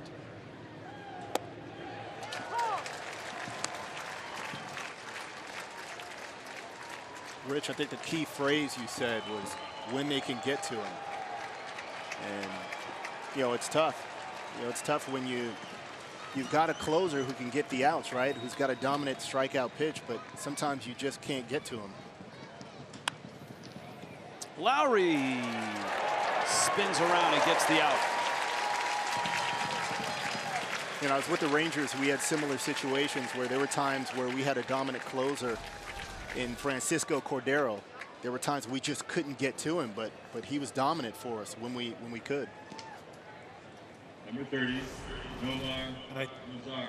I have to believe that's part of the mindset for the Oakland A's late in ball games, knowing, you know what, if we're down, they can scratch something across.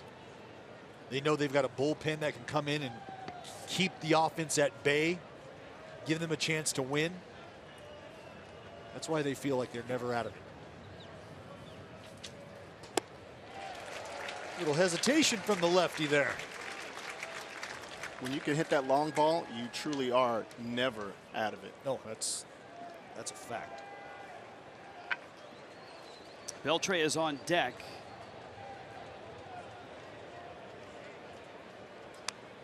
That went foul back.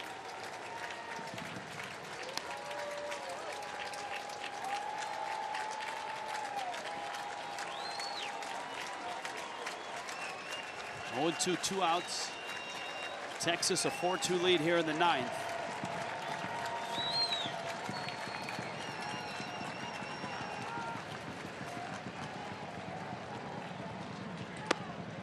And it's up.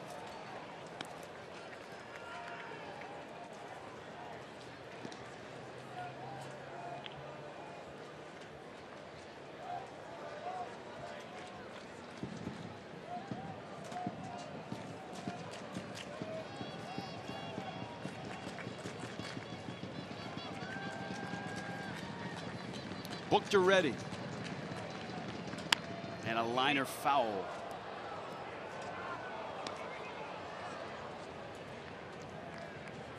Zara not making it easy. No, he's fighting that off. And that's what you do in these at bats. You try and just keep fighting until you get a pitch that you can handle. And obviously, lefty on lefty, it's not easy. You want to try and lay off that breaking ball away in this situation. Well, we've talked about guys attacking up in the zone these days. Ride that heater up, get those eyes up, speed those eyes up, slow them down. And then usually they come off of that same area with the breaking ball. Yep. 2-2. That was a case, there was so much movement. That's a strike, actually. But the way it was caught. Well, yeah, Figley has no chance of dressing this up, if you will. No. That ball cut all the way across the zone, so he's just hats off for being able to knock it down. 3-2 coming.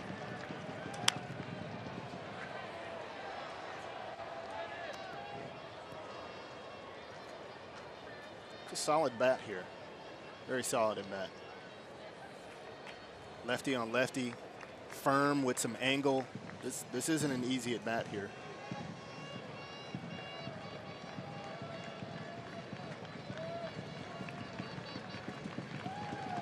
Got him. Ryan Buchter, a scoreless ninth. So many times Oakland has come roaring back this year. They are down 2 going to the bottom of the ninth. It's perfect time for us to step back in time and look at some of the great moments in Oakland athletic history. There's a long drive. That one is going way up. It is off the roof. That hit the transformer up there. A tremendous smash. Only 8 players have hit the ball over the roof here. And as the final out of the 1972 World Series settles in Joe Rudy's glove, the Oakland A's are the world champions of baseball.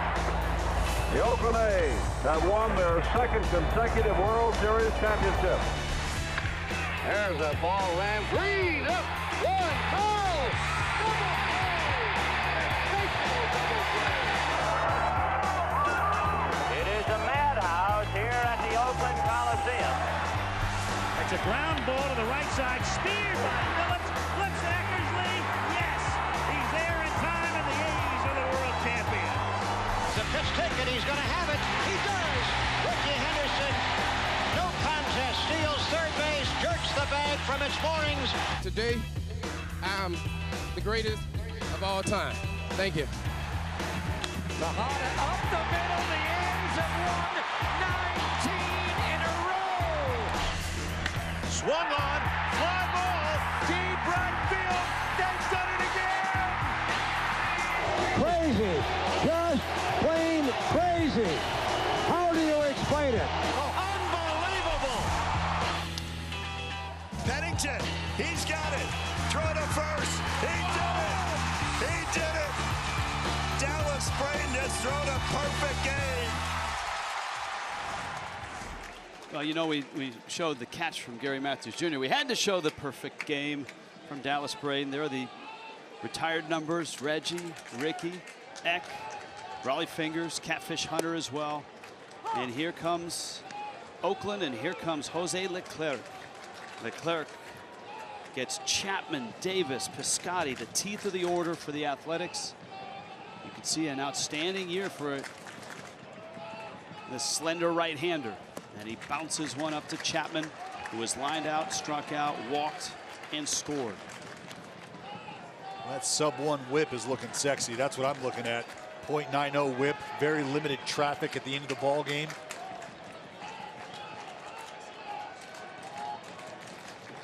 Ball and a strike. Doesn't bite on the breaking ball, and it counts 2-1. Well, you just want a base runner, especially with Davis up next. Piscotty has power.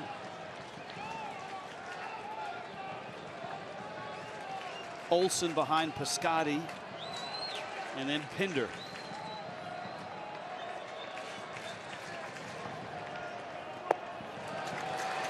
And that's a great take on a borderline pitch. That is a great take. So important to get this first runner on, right? Absolutely. That's why you're seeing a patient at bat here. 3-1 to Matt Chapman. And it's outside, and Oakland brings the tying run to the plate.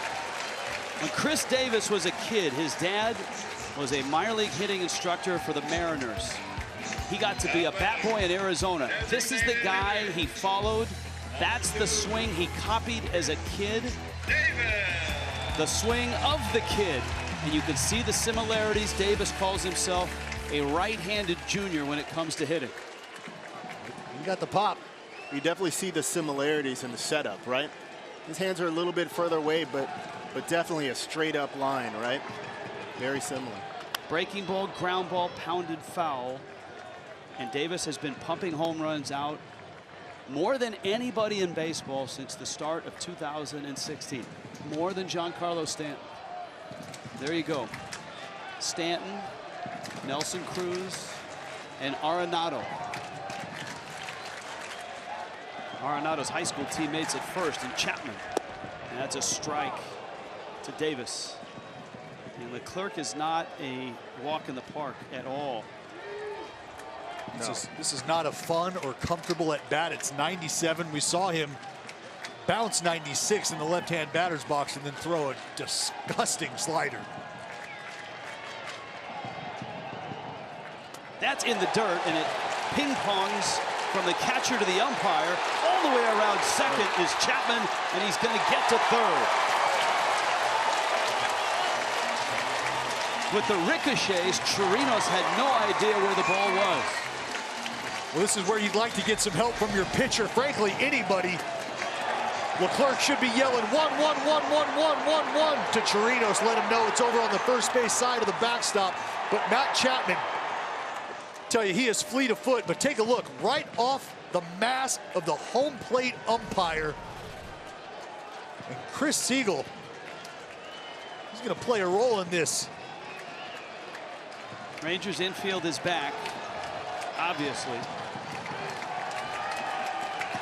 1-2. And Davis takes outside, not biting on the breaking ball. Chapman worked a walk. Davis has worked the count to 2-2. Davis has showed some patience in this series also. Had a big 2-out hit up the middle, line drive up the middle a couple nights ago. 2-2 pitch. Check swing. Did he go? He did, says Marvin Hudson. Oakland's dugout not in agreement. Neither is Davis. Great pitch by Leclerc. Our first look. And he goes. He goes. Tough pitch. And it's that velocity that really, makes you commit, right? Right, it's 97 and then, uprates with that bender as well. No fun. Now Piscotty. RBI double in the 7th. And a swing and a miss. No player in baseball has been through the emotional roller coaster that Piscotty has been through. His mother Gretchen passing away, ALS. Of course, the Cardinals trading him here to Oakland. He grew up in Pleasanton nearby, went to Stanford.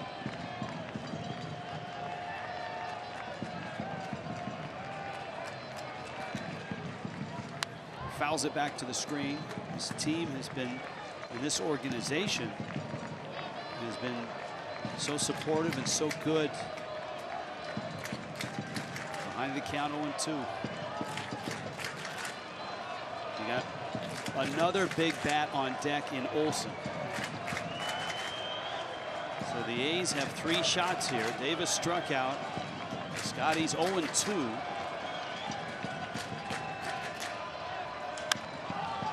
Fastball, and he pops it up. Tough Sunfield. Mazzara is there, and he makes the catch.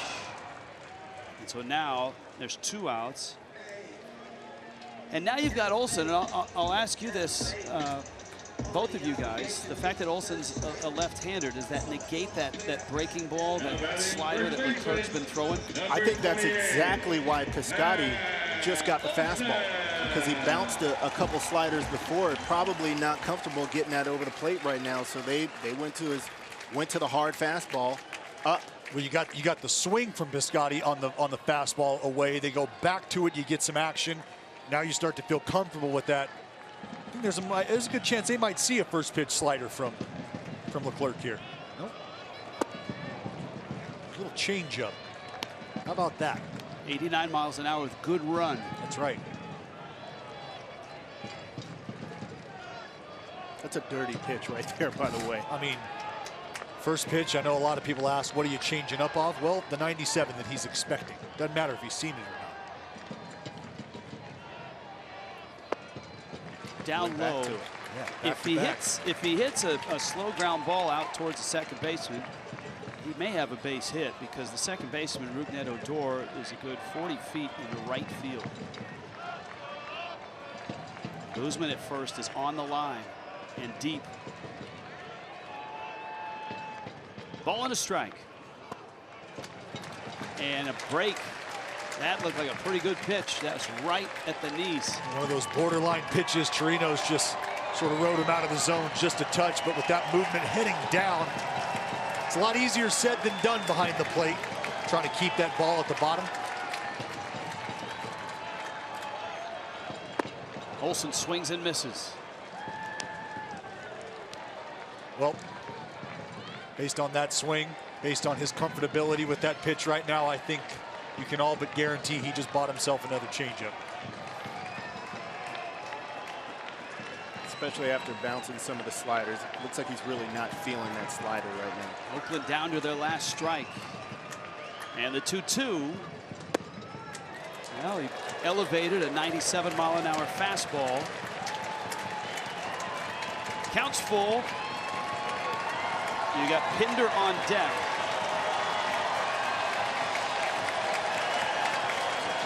You coming with that changeup, or you going back to the fastball? I'm pulling a string. 3-2, he's geared up. I'm pulling the string. Oakland down 2, runner at third.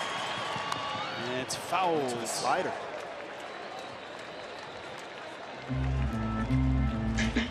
The clerk has been suffocating to hitters in this latest run.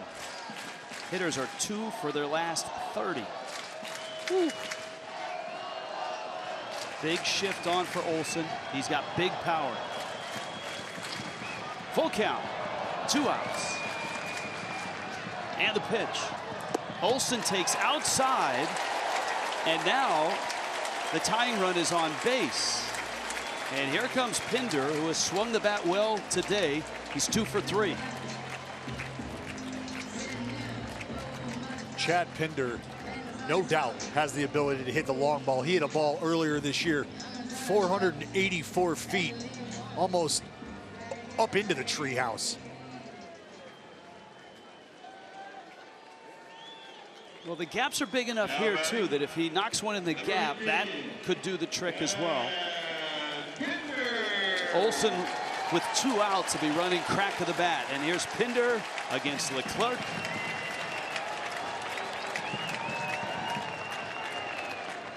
With 2 outs of the 9th. And it almost hit him. It did hit him. It hit his arm. And the bags are loaded. And it gets even more interesting. Jeff Bannister, the Rangers manager, is on his way out, and he wants to know, this is reviewable. Whether a batter is hit or not is reviewable. A foul tip is not, but a hit batter is, and the Rangers certainly will look at it. And it did hit him. Clipped him, got him on the forearm. Just clipped him. You could see it on that first shot. And the Rangers, why not, are going to challenge it. Would love to see that first look again, because to us it appeared that the ball did clip the arm. Yeah, I think it definitely clipped his arm. Obviously, they're not seeing it in slow motion like we are up here in the booth. But this late in the game, you absolutely have to check it. Got to take a look. Absolutely. Well, that was quick. 22 seconds on the review. I'd like to have that all the way around, all the time. All right, so bags are loaded. Oakland's down 2. They are the best in baseball at doing this. Here's another enhanced look. Watch the rotation of the ball. Just nicks his forearm. You've got Martini, the rookie, who has been so good at getting on base and working deep counts. You've got Leclerc, the closer, who's already at 21 pitches. 2 outs. There's ball 1. And you've got Nick Martini at the plate, who's hitting a cool 500 with the bases loaded. Granted, it's only 2 ABs. You know, this is a situation where you wouldn't mind being aggressive here. Look for your pitch and let it fly.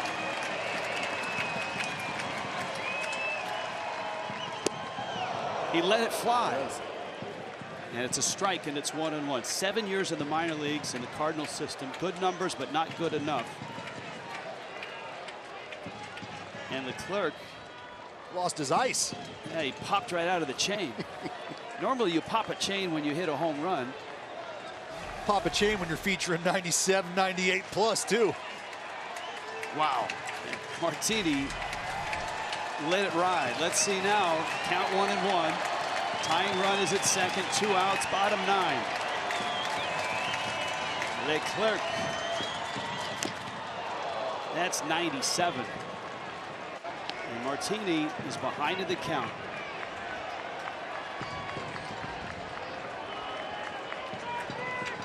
Martini letting the bat fly. Leclerc letting his chain fly. You know it.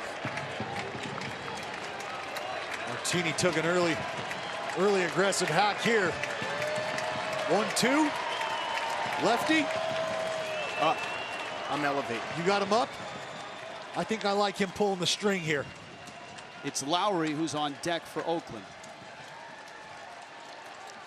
Chapman at third, Olsen at second, Pinder at first. 1-2. He went, and the ball game belongs to the Texas Rangers, who salvage a game in this 3-game set. Oakland, who is the best in baseball at coming from behind, is the best at baseball at winning in the 9th. Comes up short today. And for the Rangers now, they'll get a day off. They stay in the Bay Area. They stay in San Francisco. The Giants on Friday. Oakland, it's a getaway day. They are headed to Minnesota to see the Twins. Mike Minor, the 6-inning, 1-hit shutout start, good enough for the win. That's the devastating slider. Dirty slider. That's Martini unable to check the swing. No question about it. That's where we talked about him being aggressive with the plus fastball, right? That's how you get him to swing at that slider, when they have to respect the 97-mile-an-hour fastball. And he just swung through the 2 previous pitches. No doubt he gets him to swing at that slider down. Now the impact of this ball game in the standings. Houston had a huge lead. Seattle has come back. It's 9-7 in the 7th inning. But the Athletics fall a half game back. The Mariners are 4.5 back of Houston. That game has turned to the 8th inning up in Seattle.